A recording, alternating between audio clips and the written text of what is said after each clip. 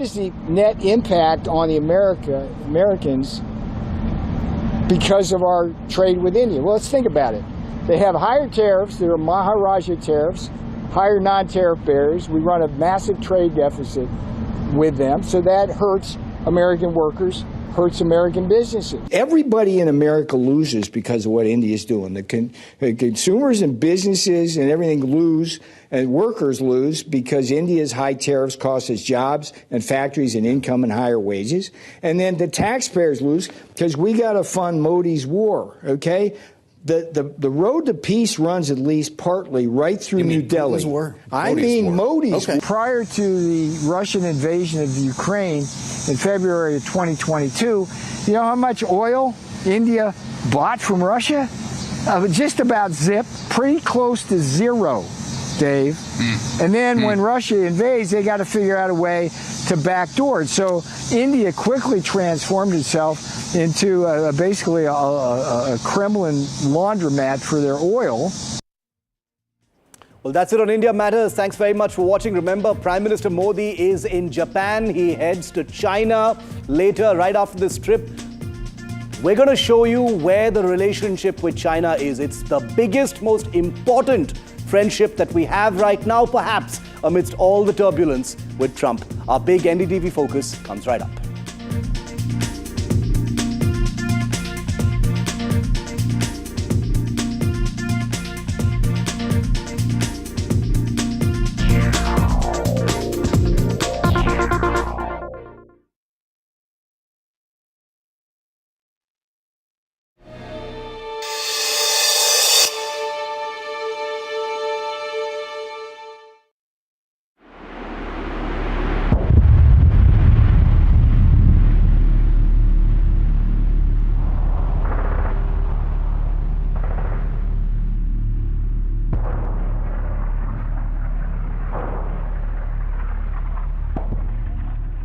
Flashes of armed conflict over Rezangla, at Nathula, in Doklam, over Galwan and along the Bomdila. So many times have India and China exchanged fire. Soldiers on both sides have died heroes' deaths in unwanted combat.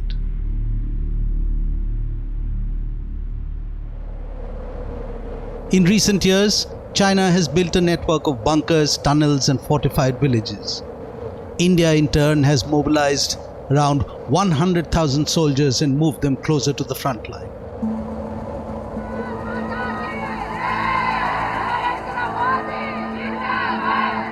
When Prime Minister Narendra Modi visits Arunachal Pradesh, the hackles rise in Beijing. China says Modi is trespassing on Chinese land. As Chinese goods flood India like the rest of the world, nationalistic calls go out to shun these products.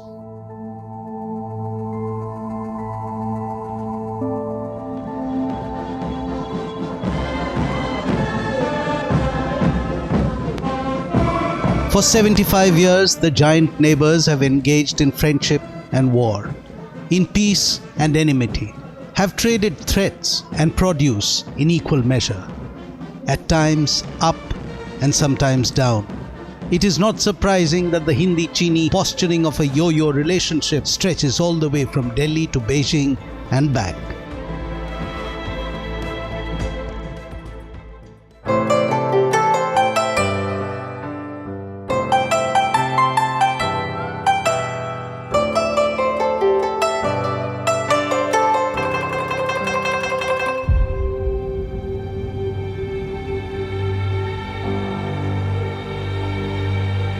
On July 19, 2025, the Chinese Premier Li Jiang led a ceremony that marked the groundbreaking of the Motuo hydropower station, a hydropower project that would be the largest in the world. A project being built at a cost of around $170 billion to generate 3 times the electricity of the world's current largest hydro installation, the Three Gorges project. It is being built at a stretch of the Yarlung-Tsangpo River in Tibet, where the river drops 6,500 feet within a short span of 50 kilometers. All of this is taking place before the river enters India in Arunachal Pradesh and becomes the Brahmaputra. The Chief Minister of Arunachal Pradesh, Pema Khandu, called it a water bomb in the hands of China. China का भरोसा नहीं है, कब क्या कर देगा। तो मान लीजिए अभी वहाँ पे डैम बन जाने के बाद में वो लोग अगर पानी को छोड़ देते हैं तो हमारा पूरा जो सियांग बेल्ट पूरा ख़त्म हो जाएगा। और वहाँ में खास करके जो ट्राइब है वहाँ पे आदि ट्राइब लोग मैक्सिमम उस बेल्ट में ही बसे हुए हैं। तो वहाँ का पूरा प्रॉपर्टी, उसका ज़मीन, खास करके ह्यूमन लाइफ बहुत काफ़ी डिवास्टेटिंग इफेक्ट होगा। ये काफ़ी एक, क्योंकि चाइना इसको लेके एक वाटर बम की तरह भी वो लोग यूज़ कर सकते हैं।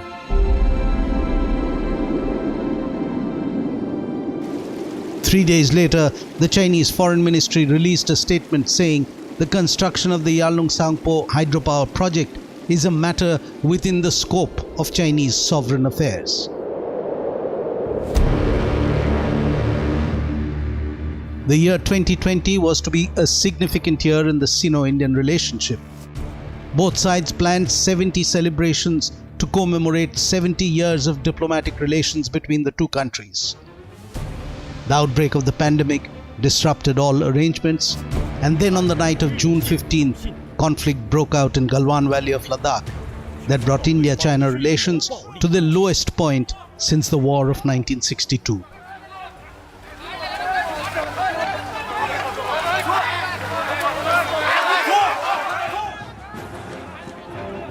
齐发宝组织官兵一边喊话交涉，一边占据有利地形，与数倍于己的外军展开殊死搏斗。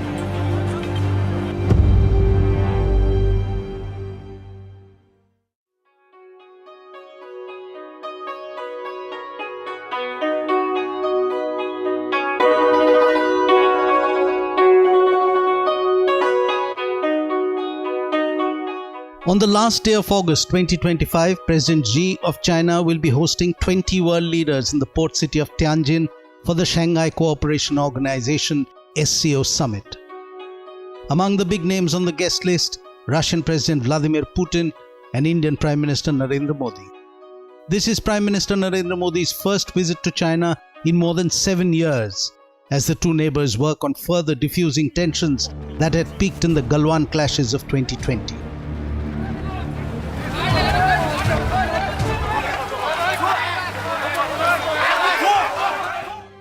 I think Galwan was not a new thing. It was symptomatic of what was happening between the two countries, but it was a messaging.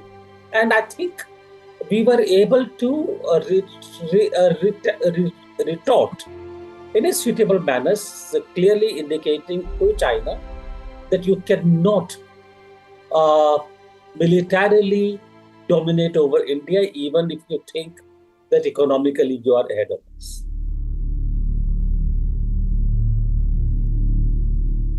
The Republic of India and the People's Republic of China emerged as independent nations within 2 years of each other.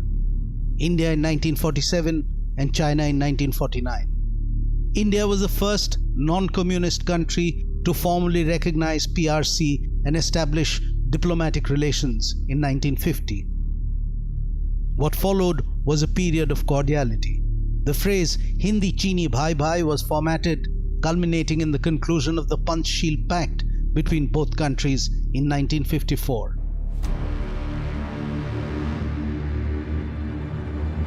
And then war broke out between the two in 1962.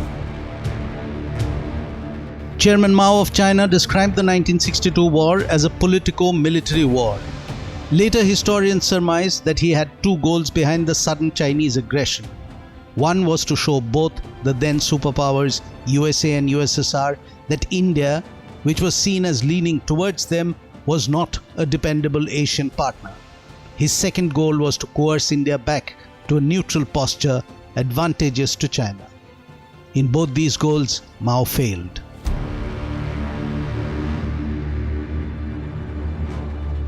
India and China historically were not neighbors. China imposed itself as India's neighbor by annexing the historical buffer Tibet. In 1951, that historical buffer Tibet disappeared, China annexed it. And 11 years later, China invaded India. In fact, within 4 years of annexing Tibet, China began encroaching on Indian territories.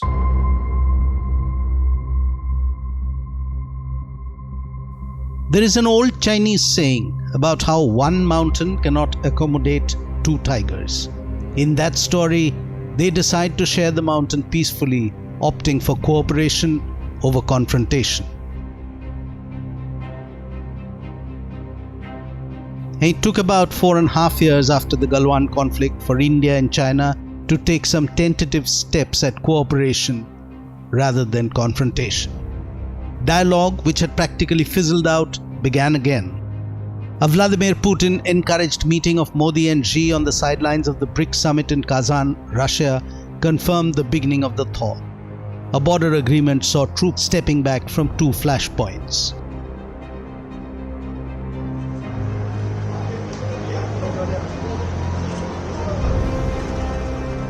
The Foreign Minister of China, Wang Yi, landed in India on 18th of August 2025 on a 2-day official visit. The next day he met Prime Minister Modi and the decks were cleared for better cooperation between Delhi and Beijing.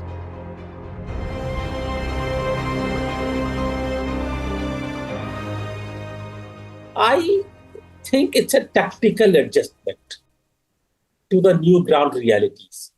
China is under threat from the USA. India is under threat from the USA. The USA has announced today they will impose 200% duties on China. China knows that its trade is going to be impacted. India's is already impacted. So I think all that is happening really here is a reset. And I don't think it's a reset really, but a tactical adjustment to Trump.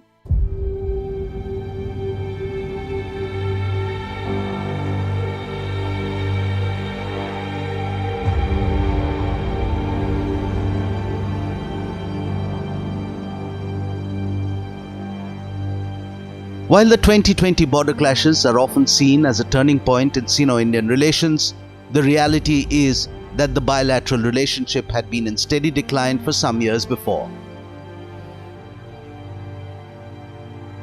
One of the reasons for this decline had been because of more assertive foreign policies in both countries. This because of the rise of strongman nationalist leaders in both India and China that had happened around the same time.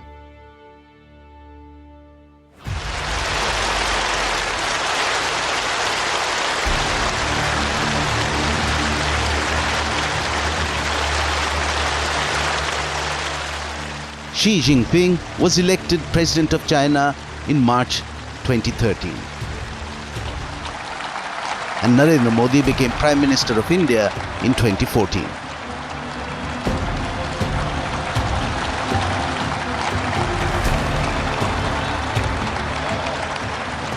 An increasingly assertive Chinese foreign policy played out along the Sino-Indian border and in China's other territorial disputes in the East and South China Sea areas.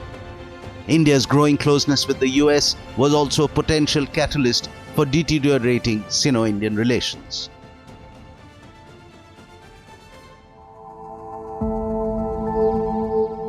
But despite this, the two leaders have been meeting regularly over the years. In September 2014, President Xi was an honored guest in India. Prime Minister Modi took him to all the interesting spots, and a closer developmental partnership was seen swinging on the cards.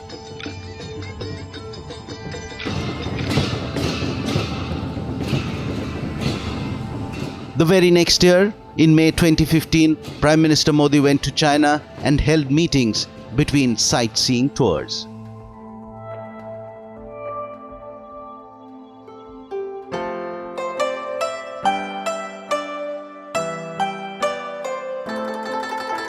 In 2018, Prime Minister Modi and President Xi held their first informal summit in Wuhan.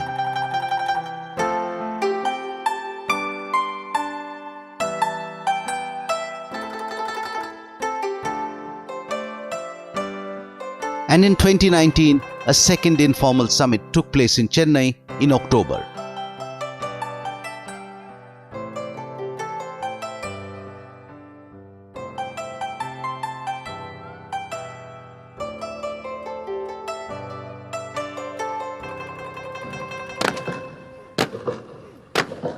A sticking point in India-China relations has been China's near 3-decade-long nuclear and missile technology assistance to Pakistan. China has done this in violation of its international treaty obligations. Beijing has also carried on the supply of military hardware to not just Pakistan but Bangladesh and Sri Lanka as well, much to the annoyance of India. Over the years, funding civilian and military projects in neighboring countries, forming a ring around India, a string of pearls, particularly in the Indian Ocean region, has been business as usual for China. China became the invisible third party during Operation Sindoor. China provided real-time intelligence, radar feeds, and satellite reconnaissance data to Pakistan. And then, more recently, just last month, China began building the world's largest dam ever conceived, right on the India border, with no transparency. In the year 1984, India and China had entered into a trade agreement that gave each other the MFN, Most Favored Nation status. By the financial year 2024-25, China had become India's second largest trading partner. India is also relying on its increasing trade with China to achieve its target of becoming the world's third largest economy within the next 2 years.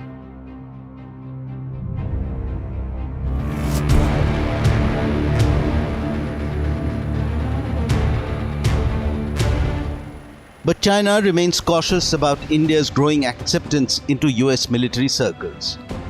Of late, thanks to a series of foundational defense accords, the Indian and US militaries are cooperating at unprecedented levels. US arms sales and technology transfers to India has increased multifold. India being in the Quad is also not appreciated by China. While not naming India, Beijing criticizes Quad as an Asian NATO.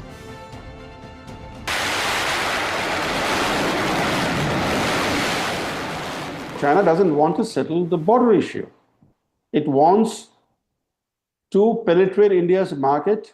It wants greater access to the Indian market, especially now, given the fact that Trump is seeking to reshore manufacturing, bring manufacturing back to the US.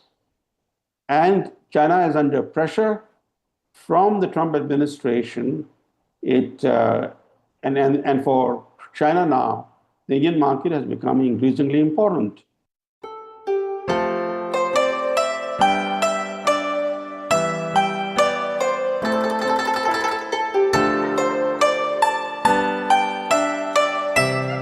In the constantly revolving world of geopolitics, enemies and friends can change position at random intervals.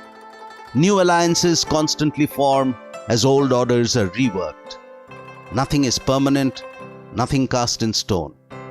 It is being said that the erraticism of US President Donald Trump may yet see a new entente form. A new world order where India and China march shoulder to shoulder to carve out a new future for the peoples of their republics. But politics, like trade, is all about balancing numbers and coming up trumps at the end of the business cycle.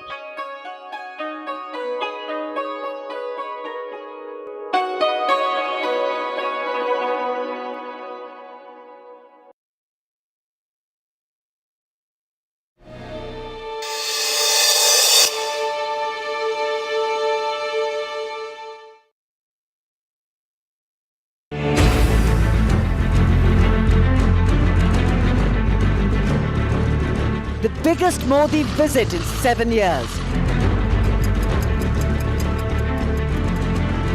The biggest India-China icebreaker.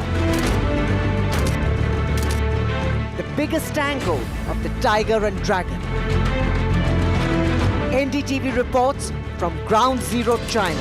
NDTV is the first Indian media crew that has reached here in Tianjin in China to cover the SCO summit.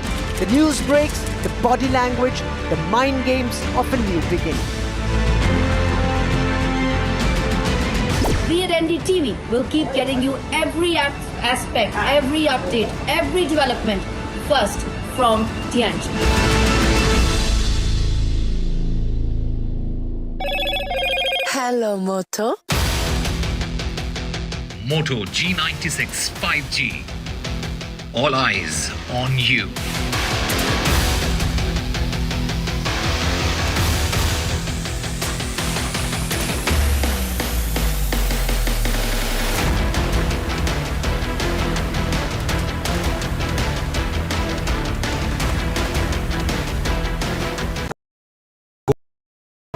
Finessa windows, beautiful and durable designs. Installation से maintenance की lifelong customer service. आपके घर में फिनेस्टा नहीं है तो call कीजिए। Find Finer Finesta. My birthday gift to पापा, ये उनके पापा की पहली गाड़ी एक गराज में पड़ी थी दार्जिलिंग में। फिर 3 मैकेनिक, पेंटिंग, पॉलिशिंग। जब इसे फाइनली घर लाया ना, तब लगा लाइफ में ग्रो किया है।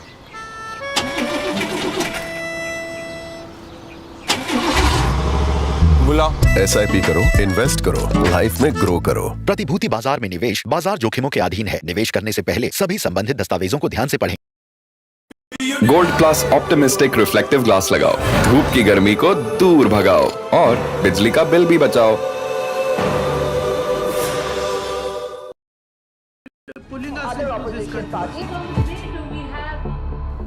They argue, I conclude.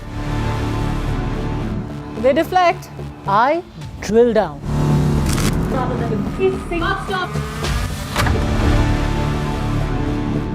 This isn't a free-for-all. It's a reckoning.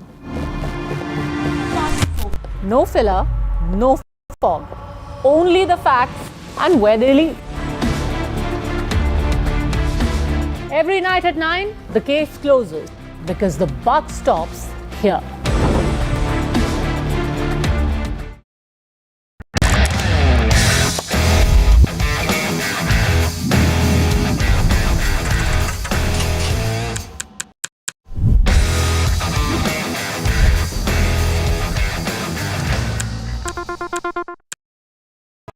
Finessa windows, beautiful and durable designs.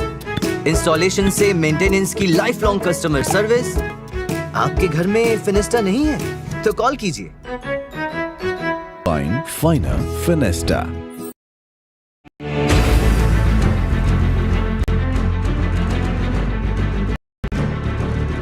The biggest Modi visit in 7 years.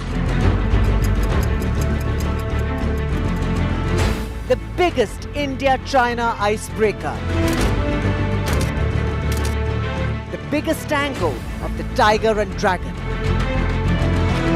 NDTV reports from Ground Zero, China. NDTV is the first Indian media crew that has reached here in Tianjin in China to cover the SCO summit. The news breaks, the body language, the mind games of a new beginning. We at NDTV will keep getting you every aspect, every update, every development first from Tianjin.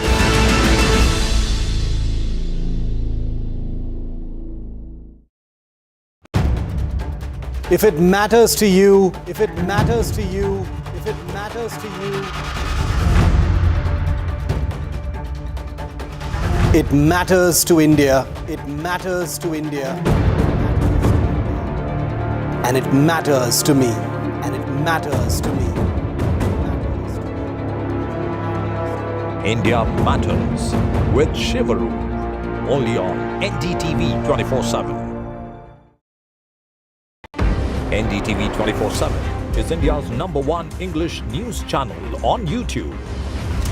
Credible, compelling, always ahead of the curve.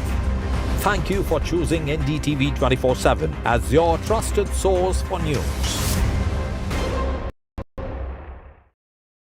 जब मुंबई से वापस Kolhapur shift हुआ तो सबने कहा कि dream city को छोड़ रहा है।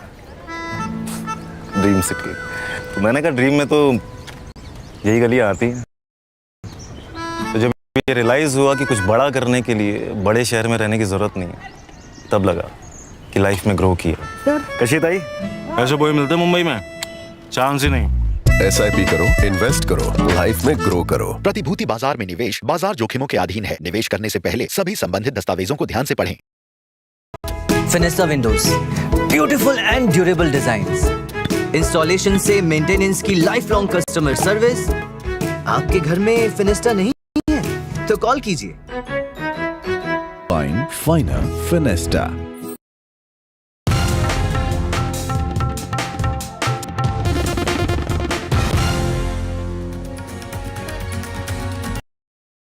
Rajasthan is history, culture, and much more. And I have been reporting on all things royal for more than 25 years. The colors, the culture, and the complexities of the Northeast is different from the rest of the country. I have been bringing the Northeast closer to the capital for over 15 years. Madhya Pradesh is the heart of India, and I have been capturing its every beat for over 10 years, covering the corridors of power, what is said, what is left unsaid, and what it actually means for you and me. I have it all covered. Kashmir is often called paradise on earth, a region that has been in a state of flux from conflict to India's crowning glory. I have been reporting and decoding Jammu and Kashmir for last 3 decades.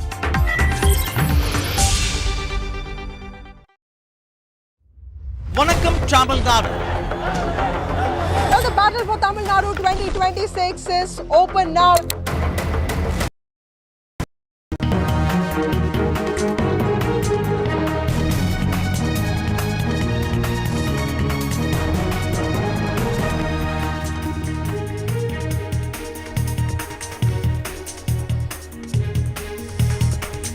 Good evening and welcome to NDTV 24/7. I'm Padmaja Joshi, and on the biggest stories of the day, the buck stops here. It started in a small town in Bihar that many don't even have not even heard of.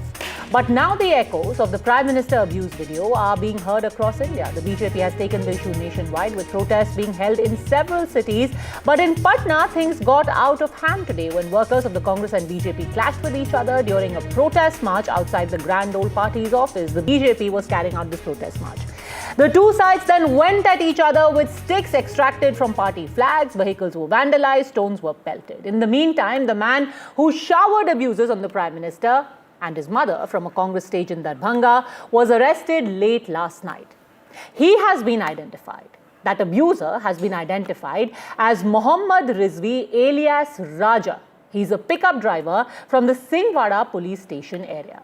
So now the man who showered those abuses may be in police custody.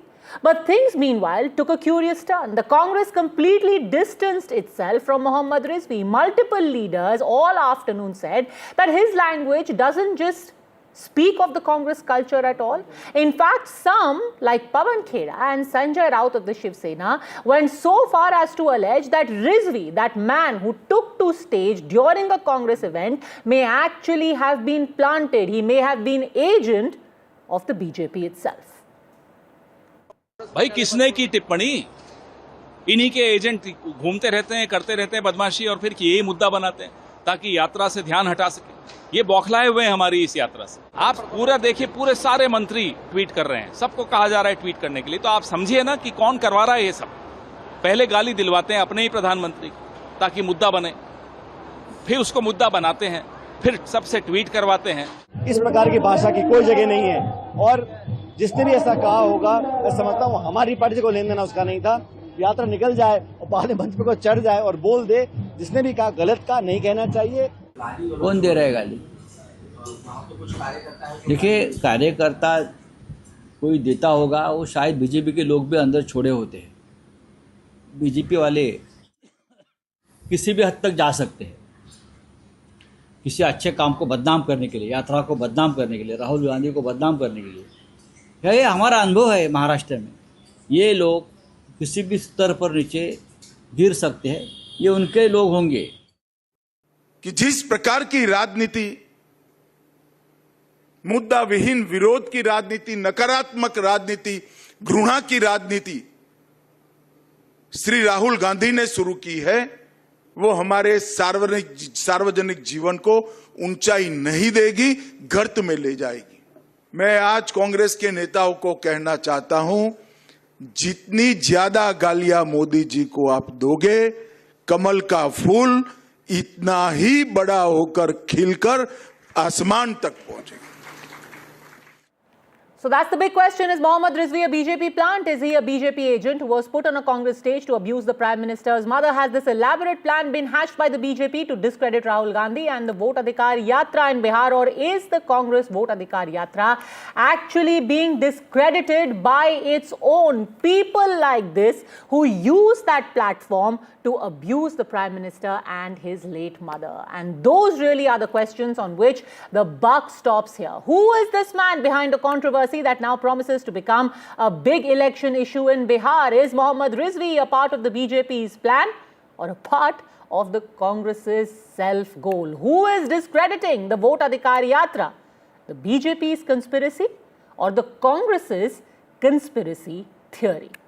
Joining us today on the buck stops here, we have Tehseen Poonawala, political analyst, joining us along with Siddharth Yadav, national spokesperson of the BJP, Vinod Agnihotri and Harshvardhan Tripathi, both senior journalists. I want to start with you, Tehseen Poonawala. Has this Gali Gate actually taken the wind out of the sails of the entire Vote Adhikar Yatra?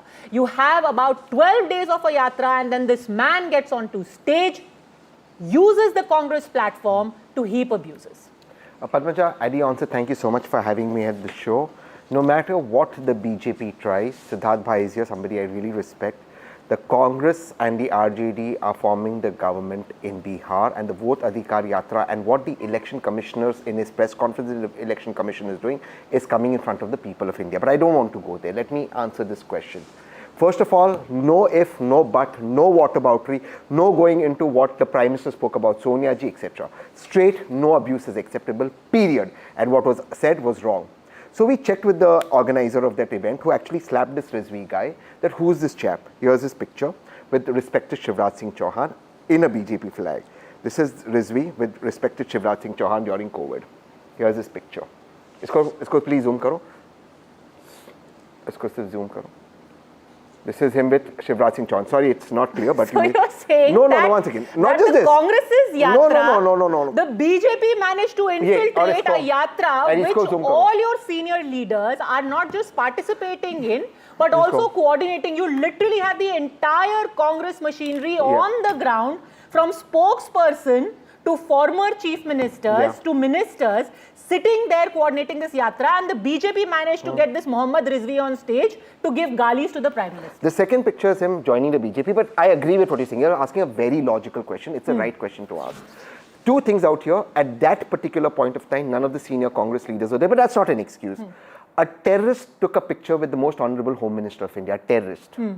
Nirav Modi took a picture with the most honorable Prime Minister of India. So this man is a BJP plant. You're convinced he's a BJP plant? I don't know if BJP planned it in that sense. I can't say that because that would be unfair. No, because Pawan Khea has said it. Yes, I know Pawan said it. Absolutely convinced. I know Pawan said it. He said कि ये तो BJP का ही आदमी है. But it is astounding that somebody who has pictures, who's joining the BJP, who's with the honorable current agricultural minister Shivraj Singh Chauhan, is on a stage. Okay, let's ask Siddharth Yadav. Siddharth Yadav, are you the devious person who has managed to put Mohammad Rizvi on a Congress stage and gotten him? The Congress is absolutely clear. He is a BJP agent, and you are trying to take focus away from the Vote Adhikar Yatra. Padmaja, after hearing the argument of my learned friend Tehseen, I feel so pity of this argument that how can one imagine that when such abuse and such words are being hurled at Prime Minister and his mother, something of this sort can be fixed in a yatra where Rahul Gandhi is present, Tejasvi is present, the entire organizing team is present, all security is present. We have clear pictures of that person with Congress flags, being a Congress member. But a defense argument is that, oh no, he might be somebody else. We have some mobbed pictures, we have something, this and that. Is this Indian politics today? But I do not discredit my friend Tehseen Bhai, because what he has said on your show, nobody in the Congress party is saying so. I think he should take the position of Pawan Kheda, or I think he should even replace Rahul Gandhi. Because after the comments which were made to Prime Minister, Rahul Gandhi has not tweeted yet. He has not condemned yet. There's no single word of condemnation from the media team. There's no single word of condemnation from senior leaders. Apart from just because of the they are fact, saying because very the venom clearly lies they in the condemn heart. you. Because you, and let me quote what Mr. Kheda said, ये अपने prime minister को गाली दिलवाते हैं और उसके ऊपर फिर राजनीति करते हैं क्योंकि ये लोग बौखला गए हैं. They get their own prime minister abused, and he is not the only one. By the way, let me show you a series of comments which came through the day from various members of the Congress party and the extended ecosystem, where they basically said that he is a BJP plant. You have Suraj Ji Nayak, who in fact, his bio says he is connected to the Seva Dal, the Congress Seva Dal. He says, Mohammad Rizvi, the man who abused Narendra Modi yesterday in Bihar, has been found out to be a BJP member who has sent someone to abuse Narendra Modi on Congress rally. Then you've got another person who is called Manish Tiwari. There is Roshan Rai. These are all people. Let's just quickly go through this. These are people who are connected to the larger Congress ecosystem. This person also connected to the larger Congress ecosystem, showing this picture. You've got Manish Tiwari here saying, ये बहुत कुछ कह रही है दरभंगा की घटना में जिसने प्रधानमंत्री की मां को गाली दी. सोचिए क्या यही शख्स भाजपा अल्पसंख्यक मोर्चा से हुआ नहीं है. So they are saying that Mohammad Rizvi is a member of the BJP, and this man, they say, is Mohammad Rizvi with a BJP scarf around his neck, and he was on stage to abuse the Prime Minister, deliberately planned and planted by you. But what really is the truth? We're joined today on the Buck Stops here by Mohammad Rizvi himself, the man who through the day his picture has been shown on social media. It has been claimed that he is Rizvi alias Raja, and he got onto stage in Darbhanga. Mohammad Rizvi, आप ये बताइए आप कौन हैं? क्या आपने गाली दी दरभंगा में उस मंच के ऊपर? क्या आप ही को अरेस्ट किया गया है? क्या आप जेल से हमसे बात कर रहे हैं? क्योंकि आपकी तस्वीर तो पूरे सोशल मीडिया पे वायरल है. मैं इंग्लिश तो समझ नहीं पा रहा हूँ, लेकिन मैं हिंदी में बात करूंगा आपसे. मेरा नाम नेक मोहम्मद रिजवी है और मैं मध्य प्रदेश के अनूपपुर जिले के कोतमा थाना अंतर्गत रहने वाला हूँ. और मेरा बिहार से कोई नाता नहीं है. ना मैंने कभी बिहार आज तक कभी गया और ना मैंने किसी को गाली दिया है, ना कुछ. मोदी जी हमारे नेता हैं और मैंने आज उसकी शिकायत जब मुझे मेरे दोस्तों के द्वारा पता चला तो मैंने ये शिकायत भी कोतमा थाने में दर्ज कराई है कि मेरे फोटो सोशल मीडिया से वो उठा करके और मेरे खिलाफ दुष्प्रचार किया जा रहा है. जनता पार्टी को बदनाम करने की कोशिश की जा रही है, जो निंदनीय है. और ये कांग्रेस के लोग बस इतना ही जानते हैं कि मुसलमान भाजपा में क्यों जुड़ा हुआ है. अगर जुड़ा है सिर्फ कांग्रेस से क्यों नहीं जुड़ते. तो मैम, भारतीय जनता पार्टी ने देश के लिए अनेक अच्छे कार्य कर रहे हैं जिससे हम लोगों ने प्रेरित होकर भारतीय जनता पार्टी में हैं. जो कि ये मेरा फेक फोटो ये लोग इस्तेमाल कर रहे हैं और ये लोग निंदनीय है. मैं ये बोलना चाहूंगा, मेरा इनसे कोई लेना देना नहीं. आपकी फोटो तो किस ने आज ट्वीट नहीं की है. साथ साथ कई कांग्रेस के नेता हैं, उन्होंने कहा है कि बीजेपी का प्लांट है ये आदमी, और उसके फौरन बाद कम से कम 50, 60, 80, 90 ट्वीट्स आपकी तस्वीर को लेकर के हुए हैं. मैंने अभी भी दिखाया था. कुछ लोग तो ये भी कह रहे हैं कांग्रेस से जुड़े हुए कि सोचिए दरभंगा में इस आदमी को भेजा गया है, बीजेपी ने साजिशन इस आदमी को दरभंगा भेजा, पहले गाली दिलवाई, अब राजनीति कर रहे हैं. मैं ये बताना चाहूंगा कि मेरी कॉल डिटेल, मेरे लोकेशन, हर चीज की जांच करा ली जाए. मैं कभी आज तक बिहार नहीं गया. जब से पैदा हुआ आज तक कभी भी बिहार नहीं गया. ना बिहार में मेरा कोई रिलेशन है, ना किसी प्रकार का कोई नाता रिश्ता नहीं है मेरा, ना मैं कभी बिहार गया. आपने पुलिस में कंप्लेंट भी कराई है कि आपके फेसबुक से तस्वीर उठा करके वायरल की जा रही है, कहा जा रहा है कि आप ही ने गाली दी है. मैम, ये मैंने शिकायत दर्ज कराई है. मैम, ये बताइए. तहसीन Poonawalla, you were claiming that this man who has his picture with Shivraj Singh Chauhan, yes, in the BJP, but he has never been to Bihar. He has not abused the Prime Minister. You have in fact invaded his privacy. From election commissioner who's 45 days privacy to Mohammad Saab's privacy, let me get three things. First of all, many murder cases, the murderer, Mohammad Saab मैं हिंदी में बोलता हूँ ताकि आपको सुनाई दे.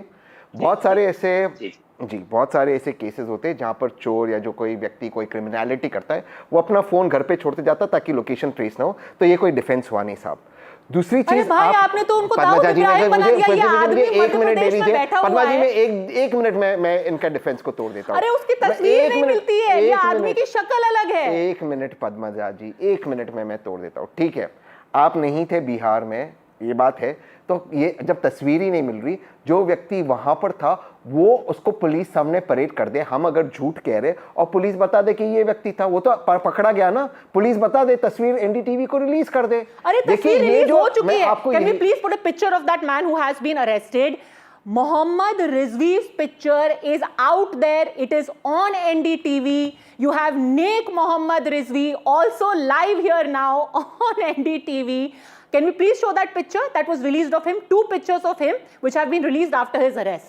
बताइए नेक मोहम्मद जी, अब तो कहा जा रहा है कि आप ही हो, और क्योंकि आप जितना ना कहोगे मतलब हाँ आप ही हो। ये आदमी यही तो है, दिखते तो आते हैं। ये कांग्रेस के लोगों से सिर्फ इतना ही बनता है, इसके अलावा ये लोग कुछ नहीं करते हैं। ये अगर साबित कर देते हैं तो जो कहेंगे वो। मैं कभी बिहार नहीं गया, मेरा बिहार से कोई लेना देना नहीं है। मैं एक छोटा सा कार्यकर्ता हूँ, कोतमा में रहता हूँ, और ये अपने कांग्रेस के नेताओं से भी पता करवा ले, अगर कोई नेता कहते। एक मिनट, मोहम्मद रिजवी कितने, वो जो जनाब वहां पर बैठे और ये इनमें अंतर है, और जिनकी तस्वीर है वो तो सेम है ना भाई। अरे there are thousands of तो वही तो मैं कह रहा हूँ, thousands of Piyush, thousands of Mohammad Rizvi. वो व्यक्ति अभी किसी को लेकर आगे बोले मैं नहीं गया, जबरदस्ती मैं नहीं गया, मैं आप नहीं गए, मैं तो मानता हूँ, ठीक है, बैठे ना घर पर, जो गया वो बीजेपी का एजेंट है मेरे भाई। आप तो आगे his picture has been circulated through the day. His is the picture you were claiming is with Shivraj Singh Chouhan, Tehseen Poonawalla. Report कराया है मेरे फोटो का। इनकी फोटो दिखा करके कहा गया है कि ये आदमी शिवराज सिंह चौहान के साथ है और ये आदमी मंच पर खड़े होकर के गाली दे रहा था। This is astounding turn of events and which is what makes one ask. Harshvardhan ji, Vinod ji को भी साथ में लीजिए। हर्षवर्धन जी, ये तो लग रहा है कि ये चोर की दाढ़ी में तिनका है। जिस डेस्परेशन से एक बेचारे मोहम्मद रिजवी की फोटो कहीं से उठाई गई और कह दिया गया कि यही है, ये आदमी बीजेपी का प्लांट है। मोहम्मद रिजवी बैठे हुए हैं चुपचाप मध्य प्रदेश के अंदर, minding his own business, and now he has been made an accused and here he is live. Nobody is willing to believe him. वो कह रहा है भाई मैं नहीं हूं, कह रहा नहीं भाई तुम ही हो, भाई तुम ही ने दी है गाली। ये क्या है? नहीं पद्मजा, मैं थोड़ा सा मुझे निराशा हुई आज, और पता नहीं तहसीन भाई को क्या हो गया है। ये मतलब इतनी अच्छी बात से इन्होंने शुरू किया कि अगर नरेंद्र मोदी जी की माता जी को गाली दिया गया तो no if no but no what about री, और उसके बाद ये नेक मोहम्मद रिजवी सामने बैठे हुए हैं और ये कह रहे हैं कि आप फोन घर पर छोड़कर चले आऊंगे। ये कोई अदालत में जीरा नहीं करनी, आप किसी के वकील नहीं है तहसीन भाई। थोड़ा तो कम से कम किसी व्यक्ति की डिग्निटी, उसका तो आप सम्मान करिए। नेक मोहम्मद रिजवी भारतीय जनता पार्टी से जुड़े हुए मध्य प्रदेश में, उनकी फोटो शिवराज सिंह चौहान नहीं भाजपा के और नेताओं के साथ भी होगी। जिसने गाली दी राहुल कांग्रेस के मंच पर, वो आपका कांग्रेस का कार्यकर्ता था। वो पकड़कर पुलिस पटना में है, वो इस वक्त दरभंगा या पटना जहां भी होगा, वो उस वक्त पकड़ा गया है। अब कोई व्यक्ति आकर अपनी सफाई दे रहा है, और मैं वही, जब आप पहले भी आरोप लगा रहे थे तो मुझे हंसी आ रही थी कि उसके पहले ही मैंने देख लिया था कि नेक मोहम्मद रिजवी ने अपने स्थानीय थाने में जाकर एफआईआर भी करा दिए। क्या कांग्रेस आईटी सेल की तरह व्यवहार करने लगे? ये बड़ा खतरनाक है। आपने गाली दी, उसको आपने माफी नहीं मांगी, पूरी कांग्रेस पार्टी उसके बचाव में लग गई। एक व्यक्ति के ऊपर आप हमलावर हैं जिसका कोई लेना देना नहीं है। नेक मोहम्मद रिजवी का इस राजनीति से, बिहार के चुनाव से। और मैं आपको एक बात कहूं पद्मजा, वोट चोर कहकर राहुल गांधी जनता की नजर में गिर चुके हैं। भला है कि पिछले कुछ दिनों से टीवी चैनल पर हम लोग वोट अधिकार यात्रा बोल रहे हैं। अगर राहुल कांग्रेस वोट अधिकार यात्रा निकालती तो बिल्कुल दुरुस्त था। राष्ट्रीय जनता दल के अंदर विद इन आरजेडी बहुत ज्यादा इसको लेकर बहुत नाराजगी, क्योंकि जनता को नाराज कर रहे हैं। आप वोट चोर कह भले रहे कि भाजपा ने कर लिया, नरेंद्र मोदी ने कर लिया, जनता के भीतर गहरी नाराजगी है कि राहुल गांधी हमें चोर कैसे बोल सकते हैं।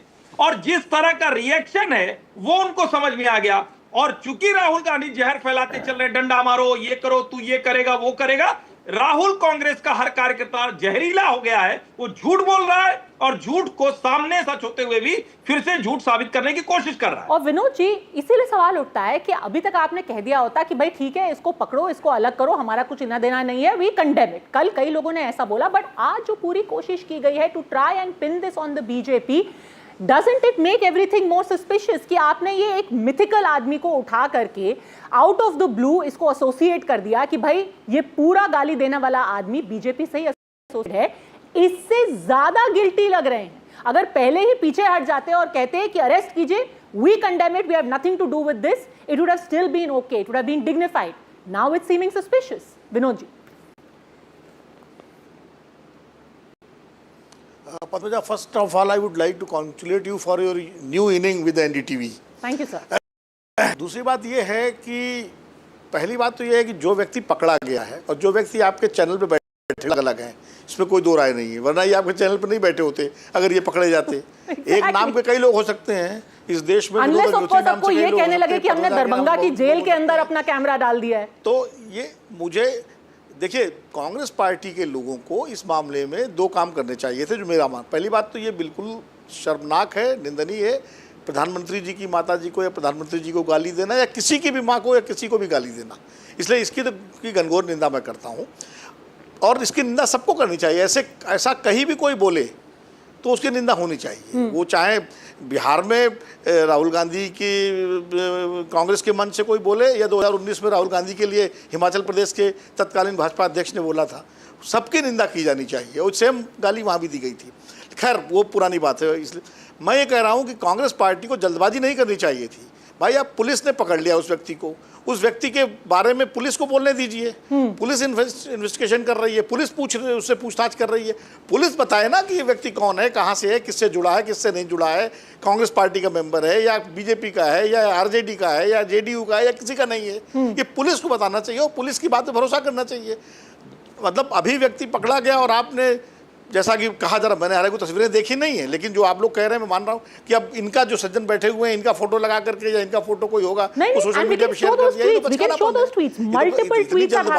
दिया, तथ्यों के मामले में नहीं की जानी चाहिए। News broke and leave that alone, Tehseen Poonawalla. Since the afternoon, and that's what people have been asking, there hasn't been a single tweet. One tweet came from Rahul Gandhi where he said, जितना मारना है मार लो, जितना तोड़ना है तोड़ लो, हम झुकेंगे नहीं, हम रुकेंगे नहीं, सत्यमेव जयते. But the abuse, about the abuse, he said absolutely nothing. Why? Okay, so again, two things. Abuse is unacceptable of nobody's mother, but including... But this you are saying. No. And I want to add one more thing. The Congress top leadership hasn't said it. No, I want to add one more thing that Vinod ji said, and because this gentleman is here, if he is not the same gentleman, which in the image now you showed is not the same, then even I want to apologize. It's not the same, it's not the right thing to do. So, I'm sorry. No, and it won't stop at apology. No, neither have I tweeted, nor did I know. उन्होंने police complaint कर दी. I agree, and I think there should be action. फर्जीवाड़ा धोखाधड़ी हुई है. अब तो police complaint की. Yeah, see, I have not even seen those tweets, nor have I tweeted. Since I was told that it's the same, now that you've exposed this or you've put this out, congratulations to you. This is what good journalism is, so congratulations. And if it's not the same, he deserves his dignity. Harshvardhan ji is right. But Tehseen Poonawalla, here's the thing, we can congratulate each other. The point is that a lie has travelled halfway across the globe it should be before truth even begins to tie its shoelaces. I assure you that across Bihar, across the country, even as we speak, 100,000 WhatsApp messages will have reached saying, this is a BJP's plant. This disinformation campaign is not coincidental. It is absolutely deliberate. And that is why one questions the intent of it. Is there guilt which is being covered up through disinformation? No, I still do believe that this was, at what happened in Bihar, may have been done deliberately. However, if it's not the same gentleman, he has right to legal recourse. And the political party in concern in this case, so you're still saying it's a BJP conspiracy? You're still saying it's a BJP conspiracy? I don't think anyone... See, and if you allow me to articulate in 30 seconds why. In an election that the BJP would ideally like to polarize in a Hindu-Muslim, why would a Muslim go on stage and abuse the Prime Minister and allow the polarization that's giving BJP advantage? It doesn't make sense. It doesn't make sense. I'm sorry, I'm sounding bad. I know, but it doesn't make sense. The only one that benefits of the Hindu-Muslim polarization. Okay, everyone wants to comment on this logic. Tehseen, I think better of you. Tehseen भाई, I am requesting you, you are better than this. At least he's trying to recover from the damage that has just been done to his argument. Full marks to you for that, Tehseen. No, it's not fair on Naik He has Mohammed. to, Sorry, Siddharth bhai, it's not fair on Naik Mohammed, and I don't like to do that. I'm sure he has to. But Tehseen bhai, you started off the debate with a fake photo of the peddled from the IT cell, the fake factory of Congress Party. The man is sitting here himself. Your lies are exposed. Your party lies are exposed, and now you want to take it to another level by making it a Hindu-Muslim issue. You are better than this, Tehseen bhai. We have better expectations than you. This is the real formula of the Congress Party, of the mohabbat ki dukaan that you guys speak of. आप लोग झूठ फैलाएंगे, आप लोग IT cell से fake news फैलाएंगे. You would want to put in lies in the minds of people by saying anything and everything, but not condemn, but not say sorry. It happened from your stage, it happened from your mic, it happened from where you were organizing an event, but you have nothing to say.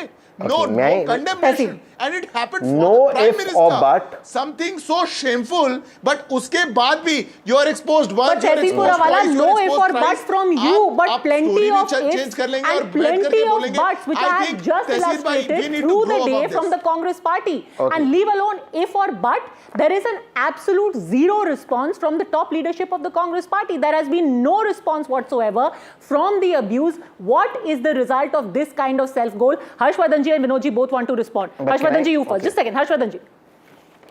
नहीं, सबसे पहले तो पद्मजा मैं ये कहूँगा कि नेक मोहम्मद रिजवी जी ने आज एक लाइन की जो बात कही ना, बड़ी कमाल की बात कही उन्होंने कहा कि भाजपा से मुसलमान नहीं जोड़ना चाहिए. अब इस देश में कम्युनल पॉलिटिक्स कौन कर रहा है फ्रॉड सेकुलरिज्म के नाम पे, जरा सोचिए. नेक मोहम्मद रिजवी कह रहे हैं कि वो भाजपा के कार्यकर्ता हैं, लेकिन कांग्रेस नहीं चाहती. कांग्रेस किसी भी भाजपा के मुसलमान कार्यकर्ता को टारगेट कर रही है. ये खतरनाक है देश के लिए. दूसरा, राष्ट्रीय स्वयंसेवक संघ के सरसंघ चालक डॉक्टर मोहन भागवत, मुझे तो लगता है कि जो 3 दिन का ये हुआ इतिहास में याद रखा जाएगा. उन्होंने कमाल का काम किया, बड़े साहस का काम है, वो इतिहास पुरुष के तौर पर याद किए जाएंगे. उन्होंने बहुत साफ साफ कहा कि कोई हिंदू मुस्लिम डिबेट है ही नहीं. हर सवाल के जवाब में उन्होंने स्पष्ट कर दिया. तो क्या कांग्रेस को यह भी हाथ से फिसलता हुआ दिखता है? और तीसरी और सबसे महत्वपूर्ण बात, क्या इस तरह का झूठ फैलाने के बावजूद राहुल गांधी की किसी भी बात पर देश की जनता भरोसा करने जा रही? इतना खतरनाक झूठ विनोद जी, कम से कम पार्टी की लीडरशिप को इस पे सफाई तो देनी चाहिए. एक tweet, that's all it takes, just to say from Rahul Gandhi कि कंस्पिरेसी थियोरी बंद कीजिए, जो हुआ गलत हुआ, I oppose it, I condemn it. Instead only thing we heard is कि हम लड़ेंगे सत्यमेव जयते.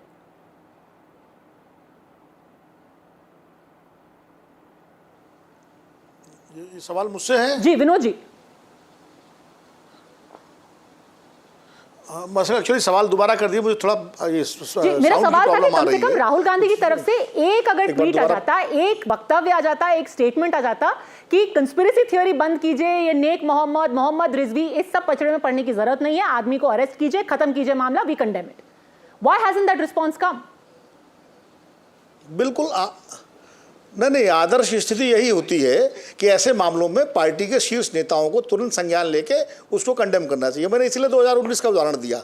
हमारे लोग भूल जाते हैं 2019 के चुनाव में हिमाचल प्रदेश के तत्कालीन बीजेपी अध्यक्ष ने राहुल गांधी के लिए इसी शब्द का संबोधन किया था, लेकिन तब उनके खिलाफ सिर्फ चुनाव आयोग ने जरूर कार्रवाई की थी, 48 घंटे के लिए उनको प्रचार से रोक दिया था, लेकिन उनके खिलाफ पार्टी ने न कोई कार्रवाई की, न उसको लेकर के माफ़ी मांगी गई. और ये सिलसिला तभी होता है जब बड़े नेतृत्व, जैसे अब ये राहुल गांधी को तुरंत करना चाहिए था, खड़गे साहब को बोलना चाहिए था कि भाई गलत हमारे मन से जो हुआ, और पुलिस कार्रवाई करे जो आदमी पकड़ा गया है. और इसमें क्या दिक्कत थी? यही बात मैं कह रहा हूँ, ये दोनों पार्टियों पर लागू होता है. जब आपके ऊपर हमला होता है तो आप तिलमिला जाते हैं, और दूसरे पर हमला होता है तो आप चुप लगा जाते हैं. ये जो डबल स्टैंडर्ड हमारी पॉलिटिक्स के हैं, मैं तो कह रहा हूं दोनों देश की सभी प्रमुख पार्टियों को एक कोड ऑफ कंडक्ट बनाना चाहिए कि पब्लिक डिस्कोर्स में क्या भाषा इस्तेमाल की जाए, प्रवक्ता क्या भाषा इस्तेमाल करें, नेता क्या भाषा इस्तेमाल करें, उनके फुट सोल्जर्स क्या भाषा इस्तेमाल करें. कम से कम राजनीति में And of all people, then to go a step ahead and drag unsuspecting people like Naik Mohammed into all of this. Naik Mohammed जी, एक सवाल मैं आपसे और पूछना चाहती हूँ, एक सवाल और पूछना, क्योंकि अभी लोग भी कई देख रहे होंगे, अगर उनके मन में जरा सा भी शक है, संशय है, नेक मोहम्मद जी को एक बार फिर से दिखा दीजिए उस अरेस्टेड आदमी की तस्वीर के साथ। आप फिर से कहना चाहेंगे आप वो आदमी नहीं है जो दरभंगा की स्टेज पर था। आप बीजेपी से जरूर जुड़े हुए हैं, लेकिन आपका इस आदमी से कोई लेना देना नहीं है जो आज दिन भर ट्वीट और फेसबुक पे वायरल है। जी मैम, मेरा इनसे कोई लेना देना नहीं है, मैं इनको जानता भी नहीं हूं और मैं बिहार कभी नहीं गया। मैं आपको बता दूं, मेरा इनसे कोई लेना देना नहीं है। मेरे फोटो को सोशल मीडिया में, और मैं अगर आप कहें तो मैं अपना आधार कार्ड दिखा दूं, मेरा रिजवी नाम सिर्फ फेसबुक में लिखा है, किसी सरकारी डॉक्यूमेंट में नहीं है। मैं अपना कहें तो आधार कार्ड दिखा देता हूं, देखिए इसमें सिर्फ नेक मोहम्मद लिखा हुआ है, मैं आपको दिखा देता हूं, देखिए। चलिए, उम्मीद है कम से कम इससे कंस्पिरेसी थियरीज खत्म हो जाएंगी। I am Naik Mohammed and I am not an abuser. Here is a man who, imagine, has been dragged into the middle of a completely needless political controversy. This is a self-goal if any, Tehseen Poonawala. What a self-goal. I mean, you could have just ended the matter yesterday. Instead, you have dragged in an innocent man and said, this is a BJP plant. Look, again, I want to take this opportunity because I also was misled thinking it's the same person. So, Naik Mohammed ji, मैं भी आपसे माफ़ी चाहता हूँ. It is not the same person. It's clearly that, so I apologize. And Vivek ji is right. This should not happen. The cops have caught him. Hope the cops will act. I still believe there's a conspiracy. However, this man does not deserve to go through it, and I hope better sense prevails. And those who have tweeted or those who have given their bites to wire agencies should take that back and apologize. No Indian deserves to go through. But here's the thing. Two things have happened today, and I want to draw the attention of our viewers to two things. One is this Naik Mohammed diversion that has happened. Whether he is from the Congress, whether it's the BJP, the abuser was called a BJP plant. And the other thing, and that is what is mind-boggling, on this day, Siddaramaiah, who is the Chief Minister of Karnataka, who ironically today was in the Vote Adhikar Yatra, rallying against vote chori, you have him, Harshvardhan ji, talking yesterday that in 1991, when I was fighting from Koppal, at that time, I was cheated out of a win. Now, who cheated him? At that time, Mr. Siddaramaiah was a JDS candidate. Who won? The Congress candidate. So the man who is in Bihar today campaigning against vote chori is saying 1991 Congress did vote chori against me. What are these self-goals? What are the messaging?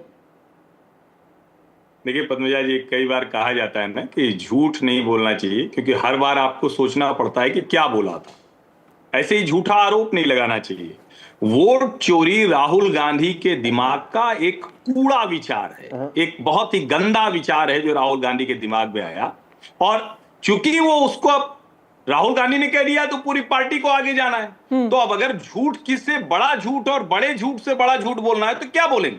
जिस कर्नाटक में कांग्रेस की सरकार थी वहां की महादेवपुरा का नाम लेकर आए, टिल डेट क्यों नहीं किसी एक अधिकारी कर्मचारी को सिद्धारमैया ने पकड़ा या जांच की कि ये लोग वो थे जिन्होंने गड़बड़ की थी? क्यों नहीं किया? ये लगातार कांग्रेस पार्टी इस तरह के झूठे आरोप फैला रही है। और मैं फिर कह रहा हूं, देश की जनता बहुत गुस्से में आ रही है। उसको आप बार बार चोर कहेंगे। आपने चौकीदार चोर का नारा दिया था तो मैं चौकीदार हूं से जवाब आया था। मुझे लगता है पॉलिटिकली और एग्रेशन के साथ बीजेपी को इस वोट चोरी के खिलाफ कैंपेन चलाना चाहिए। राहुल गांधी के पास कोई रास्ता नहीं है, या तो वो माफी मांगे और नहीं तो उनकी साख खत्म होती चली जा रही। Well, whether it is a bad idea or good, ultimately that people will decide at the time of election. But abuse simply cannot have any place in our public discourse, and dragging innocent people in the middle of this politicking, that is completely uncalled for. All gentlemen, thank you very much for joining me on the Buck Stops here. Naik Mohammed ji, आपका भी बहुत बहुत धन्यवाद। आपके लिए 24 घंटे काफी प्रताड़ना देने वाले रहे होंगे। उम्मीद है कि आपका सच सामने आने के बाद कम से कम इस तरीके की राजनीति खत्म हो जाएगी। जी। Well, the kind of abuse we saw against the Prime Minister in Bihar is one extreme, but what is more concerning to the common man is the culture manifested in that abuse, a culture of daily shaming and gaslighting of people that the ecosystem doesn't like, doesn't agree with. This culture that unfortunately is much too commonplace now. At the risk of going off on a tangent, let me give you an example. You would have seen the video on social media of an Indian girl in Japan today. She was seen crying because she got to meet the Prime Minister in person. This girl was ruthlessly trolled and mocked all day by the same abusive ecosystem. The funny thing is that this girl in Japan was shamed only for saying that she felt privileged to meet the PM. Another nameless lady in Ahmedabad had the vilest things written about her this week because a picture of her showering flower petals on the PM went viral. All of these common people are subjected to public and cruel ridicule for expressing their admiration. The ecosystem simply doesn't like it. They can't tolerate it. But on the other hand, apparently it's perfectly okay for this same bunch of people to say that bullet chalate chalate Rahul Tejasvi par hasinaon ka dil aa gaya. And I'm not even going to start talking about a lady anchor whose entire private life is being dragged through mud on social media because this so-called liberal feminist ecosystem doesn't like her. The point is that through this abuse and ridicule, you may shame and shut people up, but will you be able to change what they really think or feel? Or will this actually end up as a sordid self-goal? Parties are free to decide that for themselves, but on this culture of public shaming, gaslighting and abuse, the buck stops here. All right, the other big buck on the show today, Donald Trump's advisor, Peter Navarro, has been on a tirade against India. His grouse is that India has put its own interests first in buying crude oil from Russia. After branding India the Maharaja of tariffs, calling the Russia-Ukraine war Modi's war, Navarro today went a step further, or should we say, a step lower. His rant today reeked of racism. He posted a picture of the Prime Minister dressed in saffron with a tripund on his forehead. The post read, "The road to peace in Ukraine runs through New Delhi." The dig and the image used have drawn considerable backlash and exposed Navarro and Trump administration's bias. The question is, where does one go from here? All right, joining us now on the buck stops here, we have Ambassador Javed Ashraf, India's former ambassador to France, Monaco, and our former High Commissioner to Singapore. Ambassador Ashraf, thanks very much for speaking to us. You've, of course, spoken about the kind of language that America has used in the recent past. You spoke about President Donald Trump, but the latest to join that bandwagon has been his advisor, Pete Navarro. I'm sure you've seen him talking about how India is profiteering. And to quote him, he says, "This surge isn't driven by domestic demand, it's driven by Indian profiteers and carries an added price of blood and devastation." He's gone on to call us an oil money laundromat for the Kremlin. What do you make of this language and its intent? Well, first of all, it's coming from a person who's prone to using that language, and I presume he does that in his personal life as well. Everything he speaks is in this hyperbolic, acerbic terms. And I think all of President Trump's advisors, his cabinet colleagues, his political aides, they're all speaking the same language and in a sense taking the cue from their leader. Now, by this time, I think we've gotten pretty used to hearing this kind of language. Now, that's one part of it. But there is also what he's talking about in terms of facts. And I think that, we've already heard that said by a number of speakers, including in the government, about the trade aspects, about the US continuing to trade with Russia on subjects that matter to it. European Union, right from the very beginning, had permitted piped gas imports to countries that were absolutely reliant on it, and it continues to import LNG. Now, in the overall global context, this is something which is market-driven. So the fact that we are buying oil from Russia was not prohibited by any UN sanctions. It is a decision or instructions or a certain fiat by some countries that were taken. So we are, of course, free to exercise sovereign choices. The fact that we were exporting some of this to other countries was because there was a demand for it. And remember, from 22 onwards, the war came right on the back of a devastating economic impact of COVID.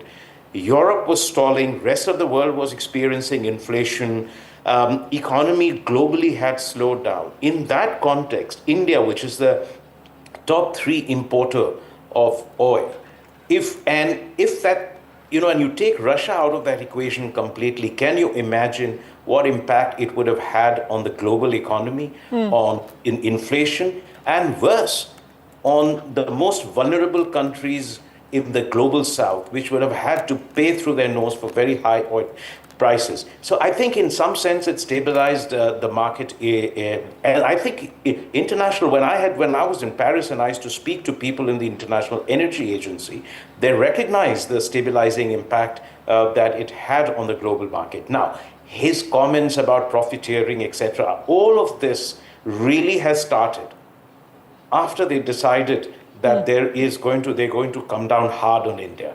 And the reasons for it are very obvious. Now, if you look at three things that keep coming up, one relates to trade. They were saying till April that we are almost close to a trade deal. And by the way, if this president wanted, he could have said that we have extracted from the tariff king the best deal that no US president ever got before. It was a very ambitious offer, as we have done with UK and EU. And they were saying that we are close to finalizing a deal, and then they just called it off. So that's one part of it. The second is with regard to, India-Pakistan dispute, which is, I think, the arrogation of credit for the cessation of this conflict, which he so desperately seeks, which is really the turning point in this relationship. And I can tell you that this is the first time, and I've been dealt with the United States in Delhi and in Washington for more than a decade. Now, in 1999, 2001, 2002, 2008, some very high points of terrorism from Pakistan, there was actually very active shuttle diplomacy by the United States between Islamabad and Delhi, but nobody ever took credit for the cessation or de-escalation. Here, President Trump says he has been speaking to the leaders of the two countries. Now, we know that it was Vice President J.D. Vance who spoke and Secretary of State Marco Rubio. So that's the first factual disconnect with reality. Now, he may be basing it on his impression of the conversations that was reported by Vice President J.D. Vance and Marco Rubio to the president. What they told him is entirely, maybe have nothing to do with reality. But that has been, in a sense, a repeated assertion, which has kind of, and I'll tell you, every government in India has, from 1999 onwards, been very clear that there is no role for third-party mediation in this, and that any issue is dealt with directly between the two countries, whether it is dialogue or whether it is conflict, and no US government or US president has in any case ever arrogated. So if you look at these three issues, trade, India, Pakistan, and you look at Russia, oil, all of this are manifestations and expressions of rage, anger, irritation, pique, whatever semantics we use, for India refusing to genuflect or to capitulate or for Prime Minister to Narendra Modi to stand up to him. And now remember, there are 5 countries that have actually stood up to him. South Africa, Brazil, India, this IPSA countries, China and Russia. Ukraine did, but it's a half-hearted measure. All the other countries have, in a sense, gone and made what I call one-sided deals, in which it is very asymmetrically in favor of the United States. But there is no guarantee that those deals are going to stick. You're already seeing him renegotiate the deals, sometimes with himself and on public platforms, sometimes now saying that I'm going to tax countries that impose or sanction countries which have digital tax, etc. So a lot of this is driven by personality, ego, self-conception of a person with boundless powers, capacity to exercise his will. But that is also changing from day to day. His willing suspension of disbelief with Russia, for example. If I may just interrupt you for a second, sir, it's interesting that you say that India is one of the very few, a handful of countries who actually stood up to Donald Trump, who perhaps sees himself as some kind of, emperor of the world, whereas our domestic discourse seems to suggest, and it's a very popular word now in our politics, that we've surrendered. I don't understand what is the basis for all of this. Now, we have been very consistently clear on our red lines with regard to trade, right? That there are sensitive sectors of agriculture, dairy, small-scale sectors, handicraft that are non-negotiable. And this is something which every previous US president has understood. We've had these discussions on trade issues for a very, very long time. And sometimes they have been very heated, but they've all recognized the sensitivity of these sectors and have backtracked and recognized that it's much better to work on areas which we can actually work on. So I don't think the government has in any way compromised or surrendered. The second thing is with regards to the conflict. I think it would have been very easy for us to also go to President Trump and say that, look, you've saved us from this war and you deserve the highest peace prize, maybe even the economics prize for your new theories on economic. But, you know, we have stuck to our line and it is factual, it is restrained, it is calm. There has never been a confrontational approach.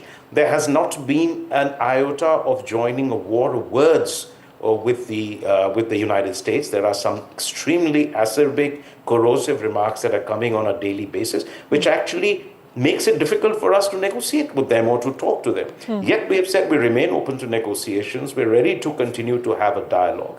But on the red lines, whether it is in terms of our sensitive sectors or in terms of our sovereign choices, I don't think we have made any compromises. We've not surrendered. In fact, he probably feels that a country like India, which does not have the same leverage as China or Russia, should not be the country that is actually saying, well, we are not going to compromise on some core national interests.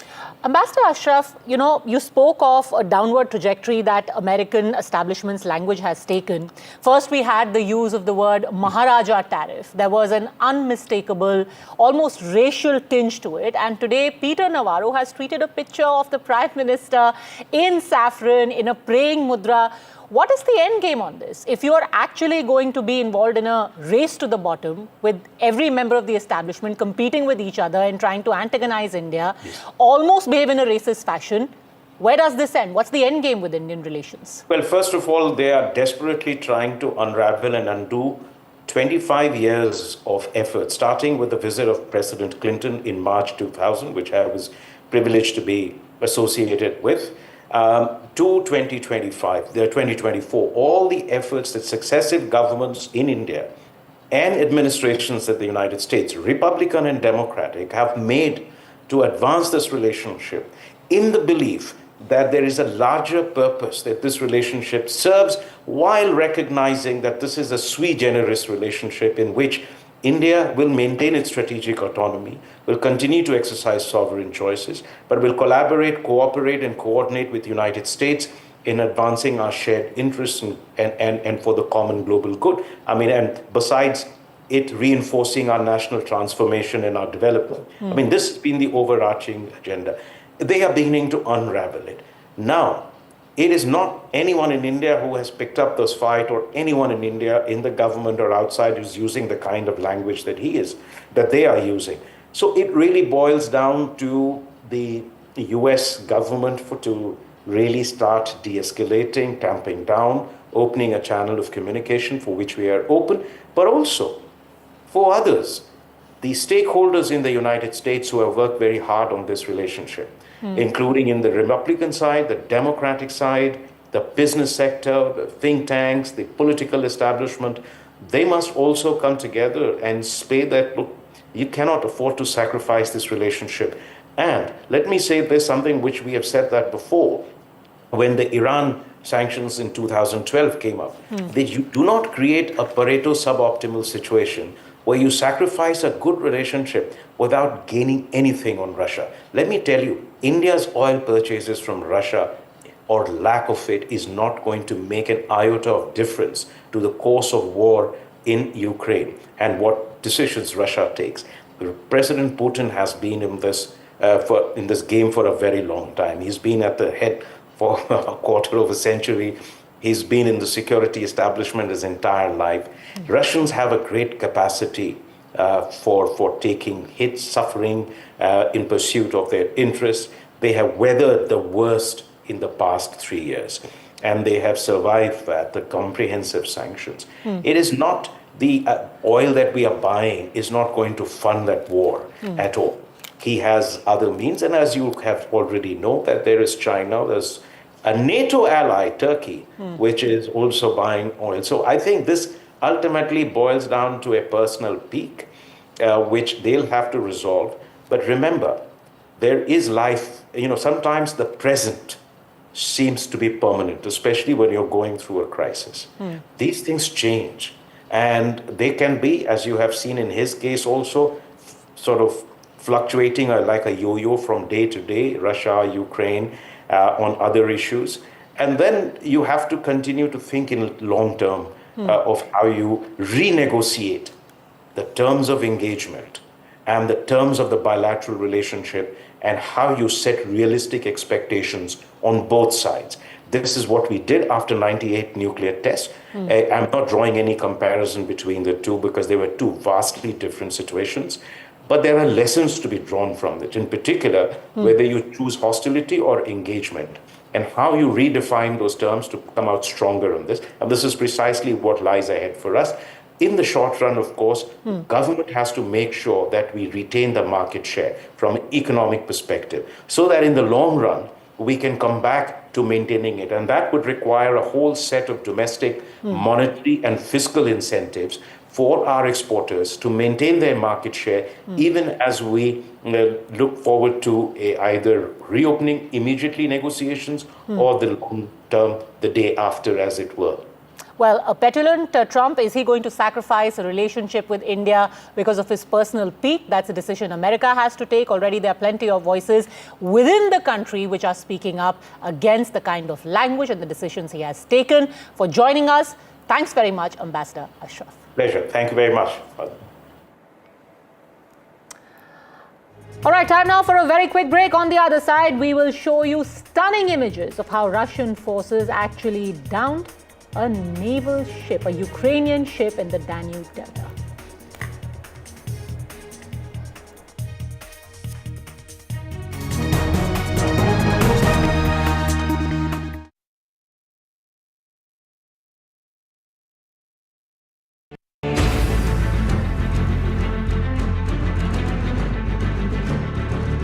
The biggest Modi visit in 7 years. The biggest India-China icebreaker. The biggest angle of the Tiger and Dragon. NDTV reports from Ground Zero, China. NDTV is the first Indian media crew that has reached here in Tianjin in China to cover the SCO summit. The news breaks, the body language, the mind games of a new beginning. We at NDTV will keep getting you every aspect, every update, every development first from Tianjin.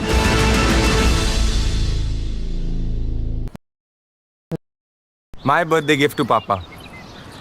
ये उनके पापा की पहली गाड़ी एक garage में पड़ी थी दार्जिलिंग में, फिर 3 मैकेनिक, पेंटिंग, पॉलिशिंग।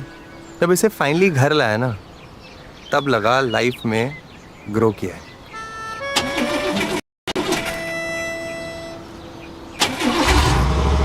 बुलाओ। SIP करो, इन्वेस्ट करो, लाइफ में ग्रो करो। प्रतिभूति बाजार में निवेश बाजार जोखिमों के अधीन है। निवेश करने से पहले सभी संबंधित दस्तावेजों को ध्यान से पढ़ें। Fenesta windows, beautiful and durable designs, installation से मेंटेनेंस की लाइफ लॉन्ग कस्टमर सर्विस। आपके घर में फिनिस्टा नहीं है तो कॉल कीजिए। Find Finer Finesta.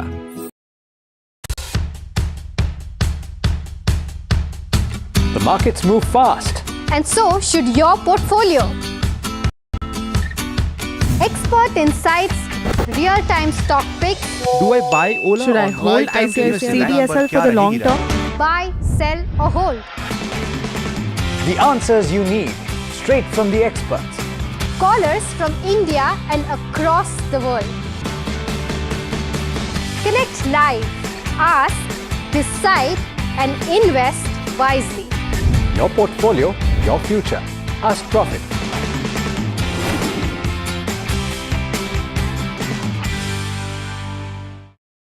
Presenting the all-knowing, all-powerful Tech Guru. Whoa. Guru? I'm no guru. Okay. I'm just a guy who loves his tech. A show where the mysteries of megabytes and motherboards shall be unraveled. Bro, nobody talks like that anymore. This is all about connected ecosystems, EVs and AI that you can use in your daily lives. We aren't talking about time travel yet. Gadgets tested under extreme conditions. But why? I review tech for people like you and me. You know what? Let me take it from here. All right. Tech isn't that complicated. In fact, it's about making our lives simpler, better, and more fun. That's what we do on Tech 360. Real talk, real reviews, tech that you can actually use.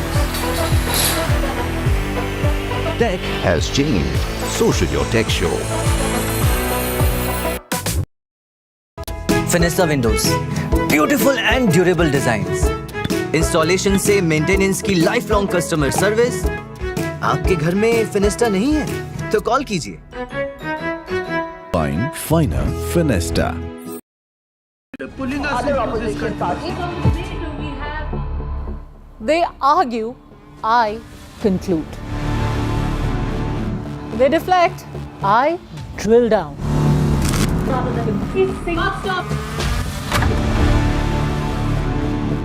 This isn't a free-for-all. It's a reckoning. No filler, no fog. Only the facts and where they lead. Every night at 9, the case closes because the buck stops here.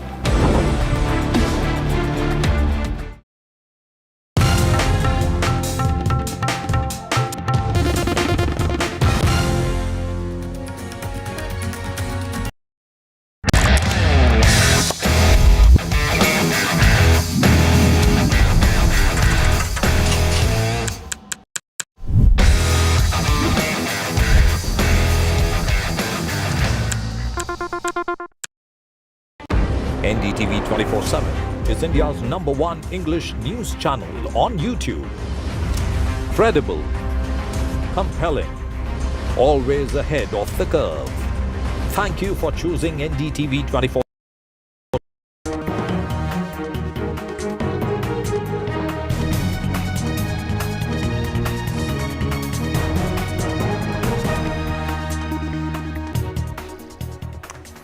Russian forces struck a Ukrainian ship in the Danube Delta with a naval drone, marking the first such Russian attack and causing 1 death and injuries. We give you these stunning images of that attack.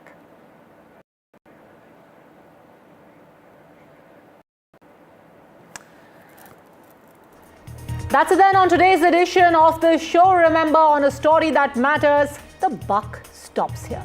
See you tomorrow.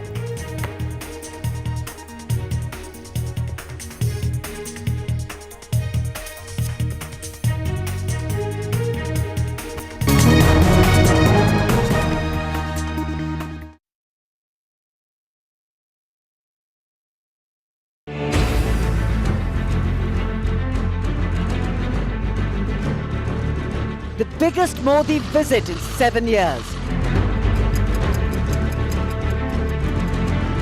The biggest India-China icebreaker. The biggest angle of the tiger and dragon. NDTV reports from Ground Zero, China. NDTV is the first Indian media crew that has reached here in Tianjin in China to cover the SCO summit. The news breaks, the body language, the mind games of a new beginning. We at NDTV will keep getting you every aspect, every update, every development first from Tianjin.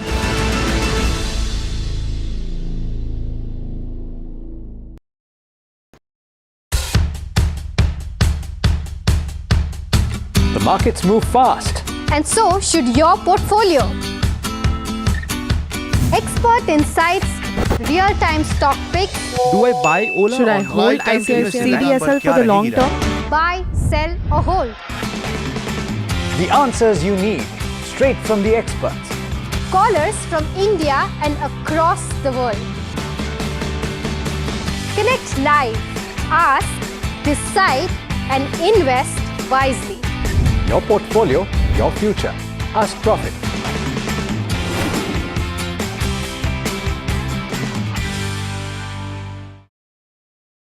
फिनिस्टा windows, beautiful and durable designs, installation से maintenance की lifelong customer service. आपके घर में फिनिस्टा नहीं है तो call कीजिए। Finer Finesta.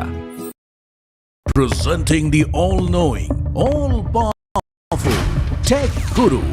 Whoa. Guru? I'm no guru. Okay. I'm just a guy who loves his tech. A show where the mysteries of megabytes and motherboards shall be unraveled. Bro, nobody talks like that anymore. This is all about connected ecosystems, EVs and AI that you can use in your daily lives. We aren't talking about time travel yet. Gadgets tested under extreme conditions. But why? I review tech for people like you and me. You know what? Let me take it from here. All right. Tech isn't that complicated. In fact, it's about making our lives simpler, better, and more fun. That's what we do on Tech 360. Real talk, real reviews, tech that you can actually use. Tech has changed. So should your tech show. Other opposition parties. They argue, I conclude. They deflect, I drill down.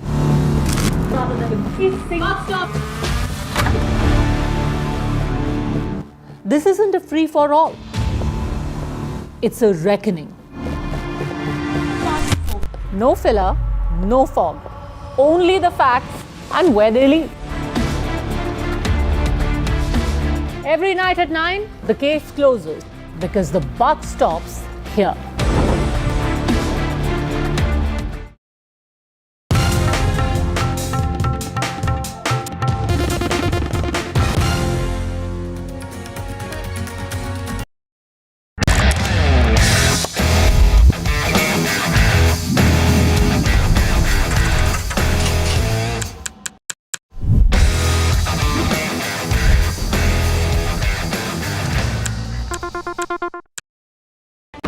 NDTV 24/7 is India's #1 English news channel on YouTube. Credible, compelling, always ahead of the curve. Thank you for choosing NDTV 24/7 as your trusted source for news.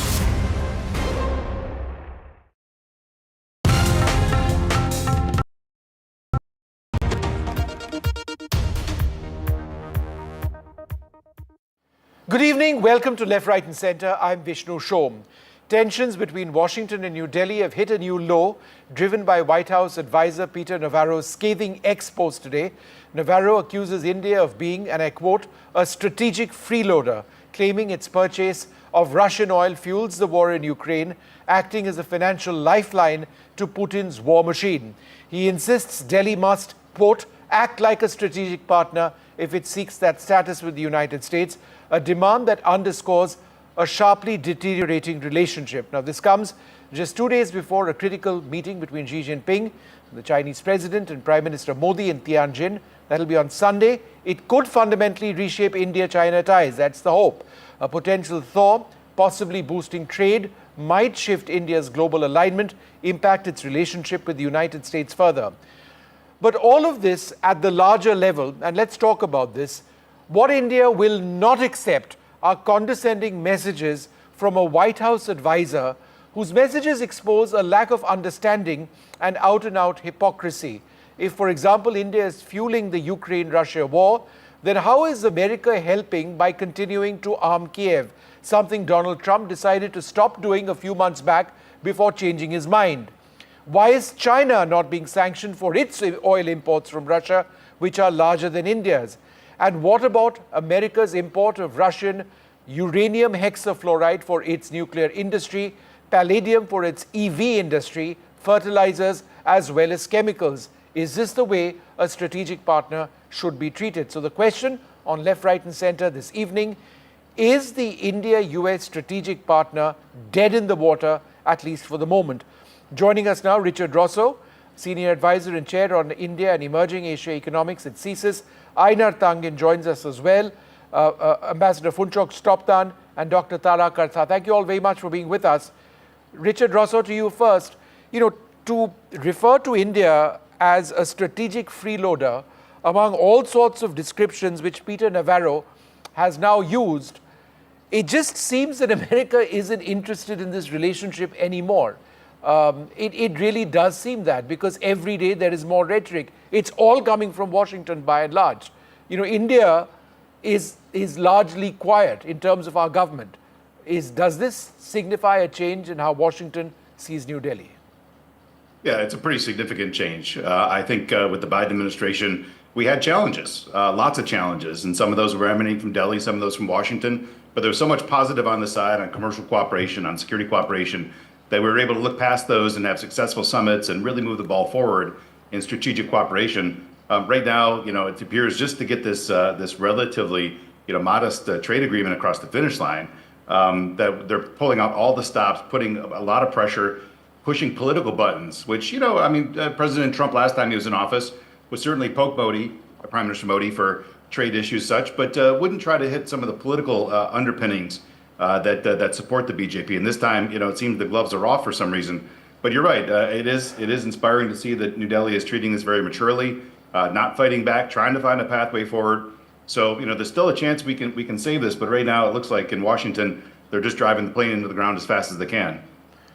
Why would they want to do this? I mean, because at this stage, it's no longer really about the trade deal. I mean, that was what it started with. But now it is, in your words, driving the plane to the ground. Why would America want to do this from a broader diplomatic standpoint? Forget the trade business, all right? I think we're beyond that at this stage. Well, we're not beyond that. President Trump is so very focused on helping any American company, any American exporter, any way that they possibly can. Some of the things, India definitely is providing a lifeline to Russia. That's not false. India does have a massive trade imbalance with the United States. So some of the underpinnings, but to pull out all the stops and put this level of pressure, and especially on Russia, where India has been singled out, if there had been a broad sanctions program, if President Trump put his weight behind legislation that's been pending in the Capitol for quite some time to provide broad blanket sanctions against countries that buy Russian oil, would have been understandable in a lot of ways. But this unique pressure, it has a lot of us surprised and our heads spinning. Well, Mr. Rosso, what about the larger issue of American hypocrisy in this? America, per India, imports Russian uranium hexafluoride for America's nuclear industry, palladium for the EV industry, chemicals, fertilizers. China imports more oil than Russia. And then India gets targeted. And it's called Modi's war, even though America continues to arm Kiev. Yeah, that's why, again, I think it comes down to the trade deal. I don't think this is a shift in U.S. policy towards Russia.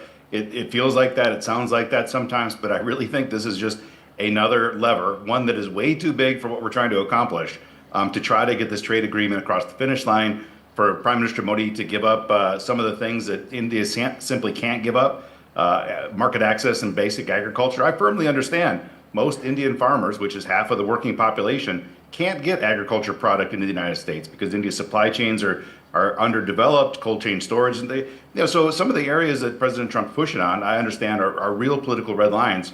And unfortunately, I don't think President Trump has somebody that's in his ear that can say this is a true red line. So they're using unimaginable weight and a lot of issues they wouldn't have expected to be on the table. So I do think at the end of the day, a lot of this does come down to the trade agreement. Even though they're throwing so much at the wall, it feels like it's a larger issue. But I think the deal's the thing. Sure, fair enough. Einar Tangen, do you believe this is hardball by the Trump administration to get a trade deal with India, and that all of the rhetoric that's coming out of Peter Navarro at this stage is just that, rhetoric? Well, Peter is kind of a dog. He's let off the leash when the White House lets him. The fact that he's been tweeting for a number of days now and the rhetoric has been escalating indicates that Trump approves. If he didn't, he'd shut him up. So at this point, I understand my colleague's idea that this is about trade, but trade is not when you go to a country and say, look, capitulate. I think Donald Trump thought that because Europe just kind of rolled over and played dead, that India would do so also. Remember, he is a bully, and this is go. But I have fundamental misreading. This is not about trade. The trade with India is fairly small for the United States. yes, there is a trade imbalance, but the fact is the U.S. has been running trade imbalances for since immemorial. So at this point, that's a false narrative, in my opinion. What Donald Trump and Washington, what keeps them up at night, is this idea that India, along with Brazil, Russia, China, South Africa, and other 5 nations, including Indonesia, will turn around and say, look, we control 40% of the world's GDP. We have the major markets, the population, the land, the resources, and 4 times as much manufacturing as you do. It's time for you to knock it off. If you want to put tariffs and have your people pay them, fine. Yeah. But put them across the board uniformly. Do not start trying to pick on nations and play this Hunger Games scenario where you think it's America's right to go to other countries and make them knuckle under and support the American economy. Doesn't work. Every country has its own sovereignty, and they want to have their own path to prosperity. That does not mean shoveling money into Washington's coffers while they spend it like a drunken sailor. Right. Ambassador Snowbdan, I think given the sensitivities we have over here, and I would suggest one of the areas where our External Affairs Ministry is most sensitive is when somebody preaches to us, talks down at us in a condescending tone, which is exactly what Peter Navarro is doing.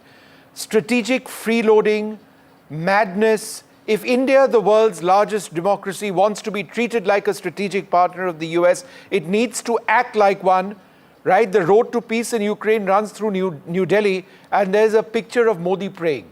I mean, this is, but for the fact that he actually did it, right, which is offensive to many, it's bizarre. Is that your sense that, as well as somebody who's been a diplomat for so long, Delhi doesn't like people talking down upon us in a condescending tone? Absolutely. I agree. I agree with the previous speakers also, because trade was never the issue.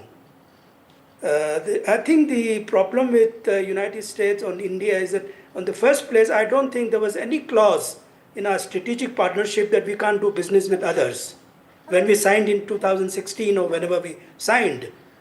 Secondly, I think India is being used as a scapegoat in this entire war in Ukraine, Russia, whatever they are doing. The United States, flip-flop on that.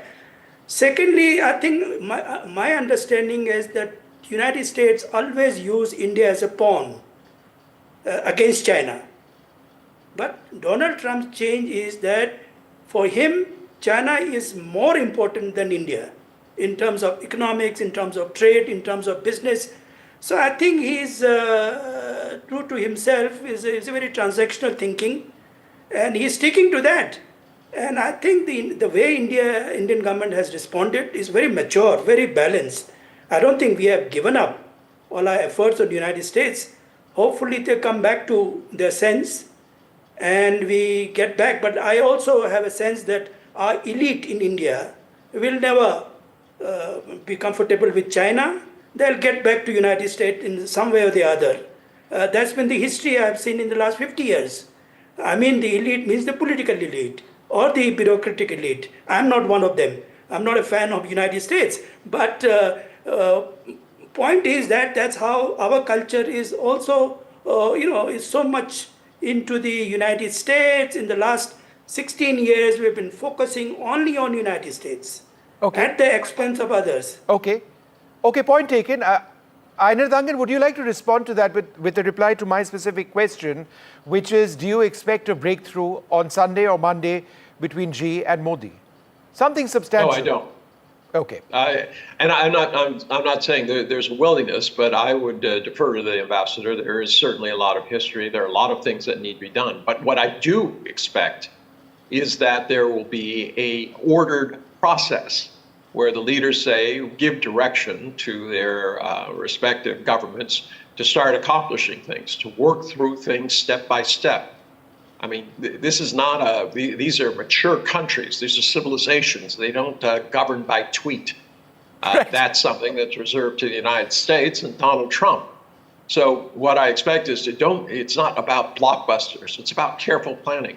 I mean, the nonsensical part, and I think the ambassador can back me up, that on a fast track with a normal trade relationship, it would take 18 months to harmonize and figure out all the details.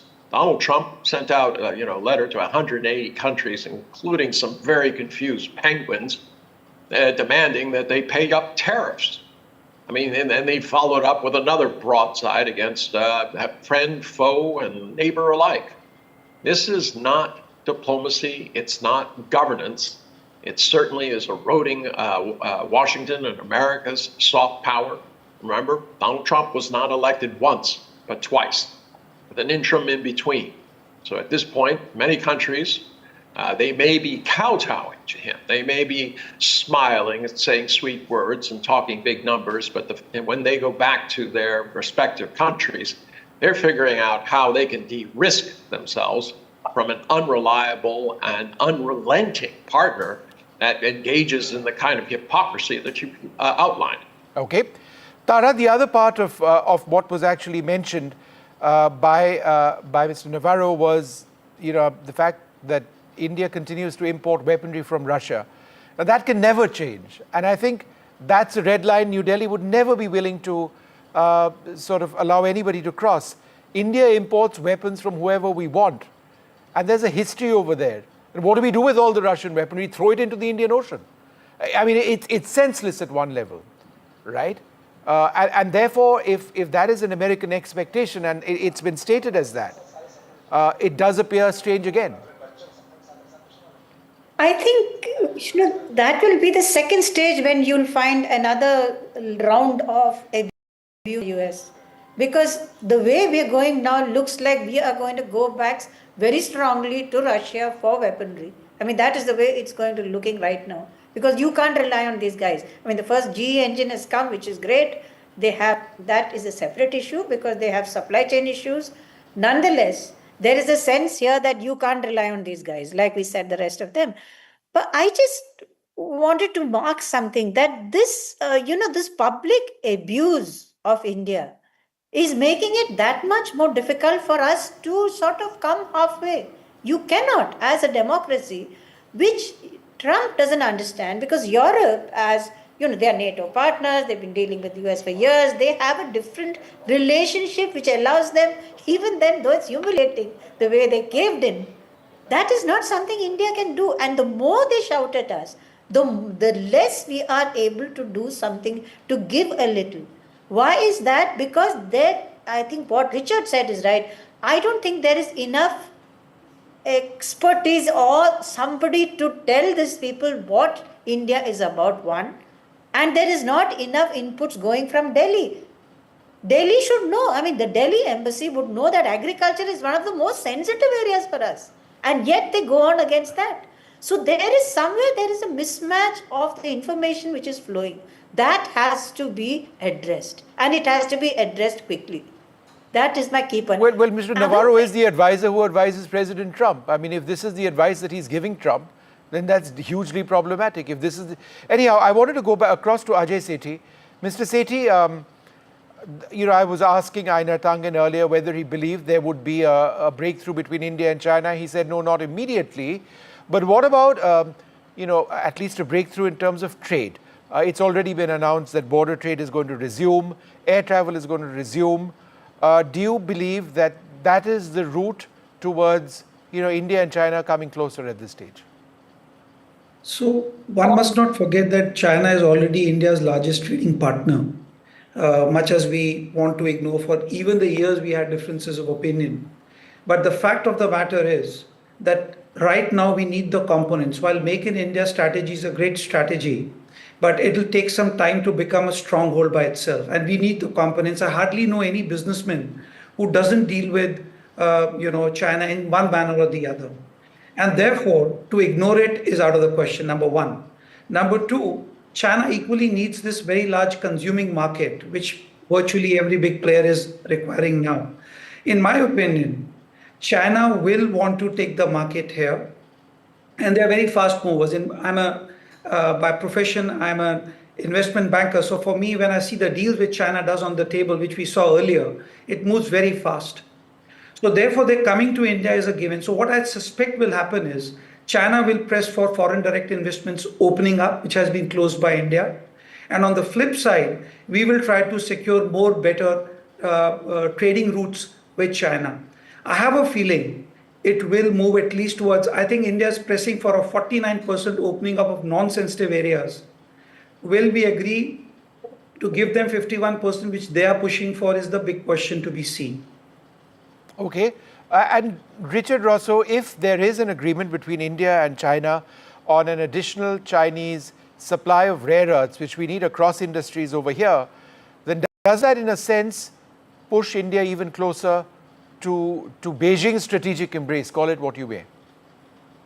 Well, I think there's been a very important and nuanced review in India on how to really contribute to Make in India, the manufacturing campaign, and breaking down supply chains in areas like semiconductors, artificial intelligence, things like that.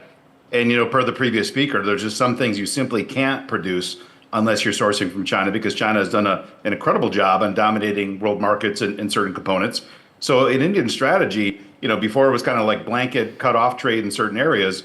Now you're seeing a more nuanced approach that I think is pretty logical, which is, India to focus on things they're good at today, invest in areas in supply chains where they can be good at tomorrow, and realize that for the next 5 or 10 years, there's a lot of items that they're going to have to source from the rest of the world, whether it's China, Japan. So it's a very sensible approach, and I think it's one that, obviously the United States too. China remains one of our 3 largest trading partners, despite the pressure on trying to reduce our reliance on China for trade. So I think Delhi's approach in that front makes a lot of sense, and there really is another pathway around it if you want to be successful in manufacturing. Some areas like rare earth elements, you're not going to get facilities up and running for 10, 15 years. So you got to make sure that you can lock down supplies when you can. Einar Tangan, last word to you. In the past, we've seen incredible atmospherics when things were good between India and China, of President Xi and Prime Minister Modi on the banks of the Sabarmati in Gujarat, in Tamil Nadu as well, certainly in China when the Prime Minister visited. In fact, I was there covering that visit. But then things went sour. Do you foresee a more matter-of-fact approach between the two leaders, perhaps sort of gauging where each one stands, as opposed to larger celebrations and pomp, which have sort of accompanied the visits of either side in the past, quite a few years back now? Well, there's a lot of pragmatism involved on both sides. Trust is not built up. It's built up over time and lost in an instant. And both countries understand that, but they also understand that they're neighbors. But I think it's a mistake to think that this is all about China and India. India has the opportunity to lead. It was the one who created the non-aligned movement, and now that movement is coming, ready to be harvested. And India could lead that. And that is one of the things that Washington is afraid of. China certainly has all the power, but there's always concern about it. If India takes the forefront with the BRICS, right, it would be unstoppable. If it shows up in Washington with that kind of power, that is what makes Donald Trump lay awake at night. Tara, last word to you. BRICS. Einar Tangan keeps speaking about BRICS and its power. Trump clearly very wary of it. And New Delhi quick to tell Donald Trump that no, we aren't looking to replace the dollar as the primary currency. Be that as it may, do you believe that, or do you see BRICS emerging, as a real challenger to the United States with a more active India involvement? So far from what we've seen of BRICS, doesn't look good. I mean, it's not a kind of a thing I would back, and I never did even when I was in service. But I want to make one point here. The basic India-US relationship, which you just saw in Rubio's statement with Jaishankar, the number of areas you're covering, that still continues. This loud noise which you're getting from outside is not that it is extremely damaging, like I said. If I actually want to buy US weapons and I need them, I cannot because of the noise levels. Yeah. So that's the problem here, because that statement, you read it very carefully. It says if the more equipment is bought, then we can go ahead with the 10-year deal, the new deal which we are about to sign, 10-year deal, major defense partner. How can I buy anything that I want because of that would be But you've just ordered $1 billion plus worth of jet engines from America, or you've announced an intention to do that for the Tejas. Doesn't that sort of seal that? That is an earlier deal and which we need. No, the new one, just now, 62,000 crores for 100 plus Tejas jets. They need 113 engines for those, or more, in fact, plus the older ones continue, plus the one for the Tejas Mark II. I would suggest that that's wrapped up, just on the basis of this $1 mega billion deal. But Tara, I'm interrupting because I'm out of time. We can continue talking about this later. I think Sunday and Monday is going to be the big focus. That means journalists like me will not have a weekend off. And I suspect when we call Einar Tangen, he won't have a weekend off either. We leave it over there. There's a lot more coming up. Do stay tuned.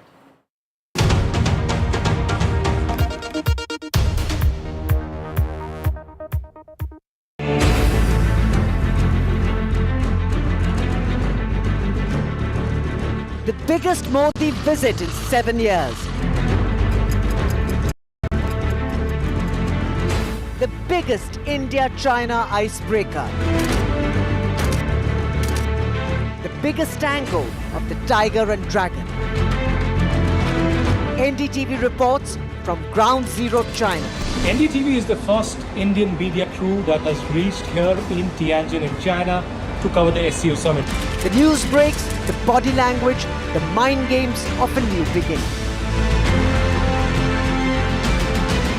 We at NDTV will keep getting you every aspect, every update, every development first from Tianjin.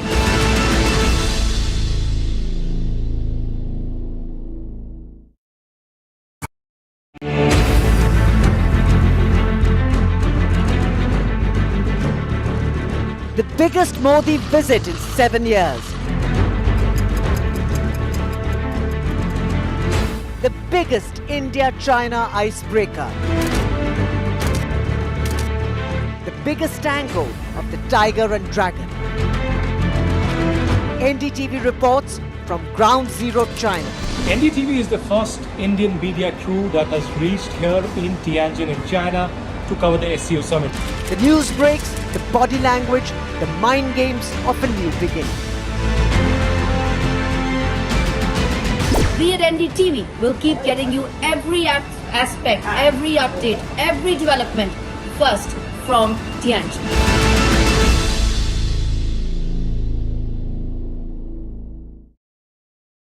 Finesta windows, beautiful and durable designs. Installation से maintenance की lifelong customer service. आपके घर में फिनेस्टा नहीं है तो call कीजिए. Find Finer Finesta. Presenting the all-knowing, all-powerful Tech Guru. Whoa. Guru? I'm no guru. Okay. I'm just a guy who loves his tech. A show where the mysteries of megabytes and motherboards shall be unraveled. Bro, nobody talks like that anymore. This is all about connected ecosystems, EVs and AI that you can use in your daily lives. We aren't talking about time travel yet. Gadgets tested under extreme conditions. But why? I review tech for people like you and me. You know what? Let me take it from here. All right. Tech isn't that complicated. In fact, it's about making our lives simpler, better, and more fun. That's what we do on Tech 360. Real talk, real reviews, tech that you can actually use. Tech has changed. So should your tech show. Other opposition parties. They argue, I conclude. They deflect, I drill down.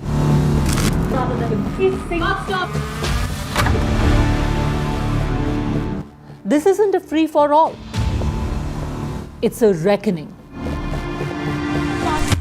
No filler, no fog. Only the facts and where they lead. Every night at 9, the case closes because the buck stops here.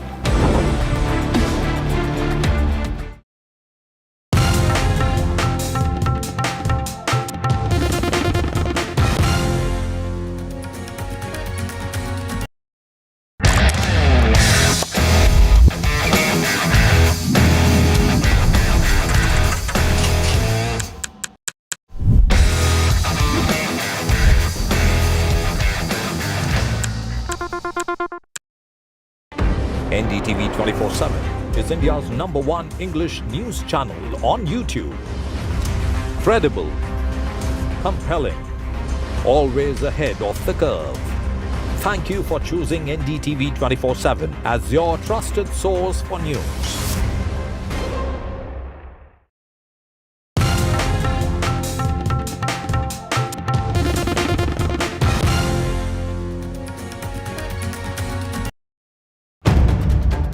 If it matters to you, if it matters to you, if it matters to you, it matters to India, it matters to India, and it matters to me, and it matters to me. India Matters with Shivaru, only on NDTV 24/7. Rajasthan is history, culture, and much more. And I have been reporting on all things royal for more than 25 years. The colors, the culture, and the complexities of the Northeast is different from the rest of the country. I have been bringing the Northeast closer to the capital for over 15 years. Madhya Pradesh is the heart of India, and I have been capturing its every beat for over 10 years, covering the corridors of power, what is said, what is left unsaid, and what it actually means for you and me. I have it all covered. Kashmir is often called paradise on earth, a region that has been in a state of flux. From conflict to India's crowning glory, I have been reporting and decoding Jammu and Kashmir for last 3 decades.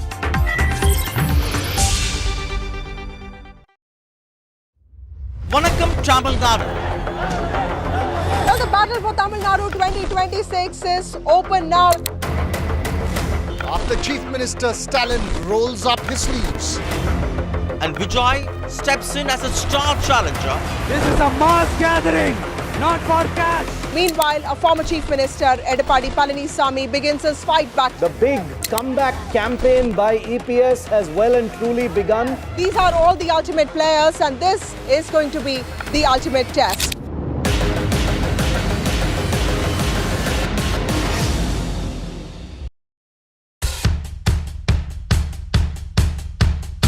The markets move fast. And so should your portfolio. Expert insights, real-time stock picks. Do I buy Ola? Should I hold CDSL for the long term? Buy, sell or hold. The answers you need, straight from the experts. Callers from India and across the world. Connect live, ask, decide and invest wisely.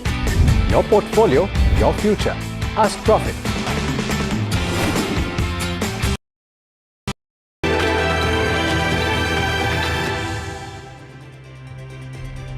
Hello and welcome. You're watching this very special edition of India Ascends, coming to you live from Tianjin.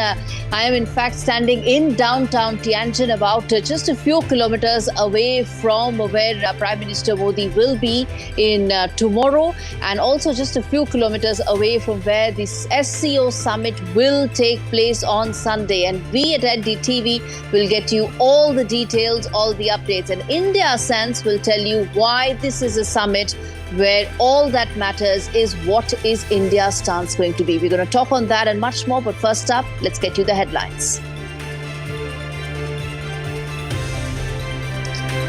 The India-Japan economic tsunami, with Japan pledging $68 billion as investments for India. Prime Minister Modi says the India-Japan partnership can diversify in its trade basket even further. Ahead of his China visit, Prime Minister Modi says important to work together. The elephant dragon tango is underway. Will the China visit lead to a large reset remains to be seen. Normalization has begun. Will the reset finally take place? Tianjin will hold the answer to that.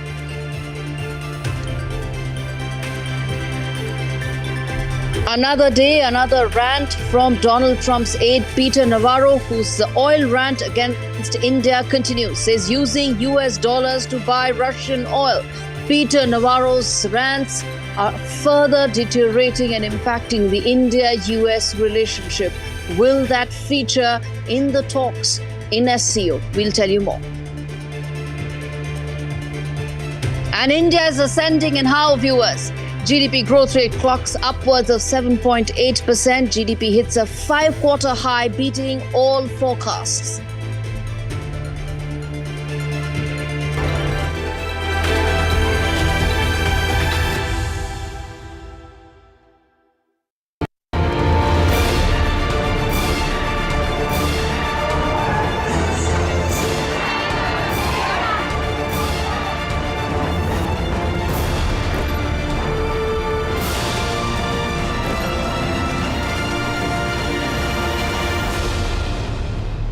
Viewers, our top story on the show, a partnership as old as time. Now growing, in fact, at bullet speed. Prime Minister Modi in Japan, the focus continues to be on building and ensuring that there is further fillip to the India-Japan economic partnership. The two countries deepen their strategic and defense ties. Remember, this comes in the wake of growing rhetoric from Donald Trump and his administration. What began as correction of trade deficits from America's side is not all about lecturing, bullying, and talking down. In fact, even here, with regards to both India and Japan, both countries have been at the at the receiving end from Donald Trump and his administration as well. But this visit of Prime Minister Modi to Japan was not just about Donald Trump's tariffs, much more. Everything from infrastructure to development aid to the future partnership in terms of Japan pledging more aid and development assistance to India going forward. We're going to talk more on that. But first up, let's listen in to what the leaders said. मानते हैं कि जापानी technology and Indian talent are a winning combination. जहां हम high speed rail पर काम कर रहे हैं, वहीं नेक्स्ट जनरेशन मोबिलिटी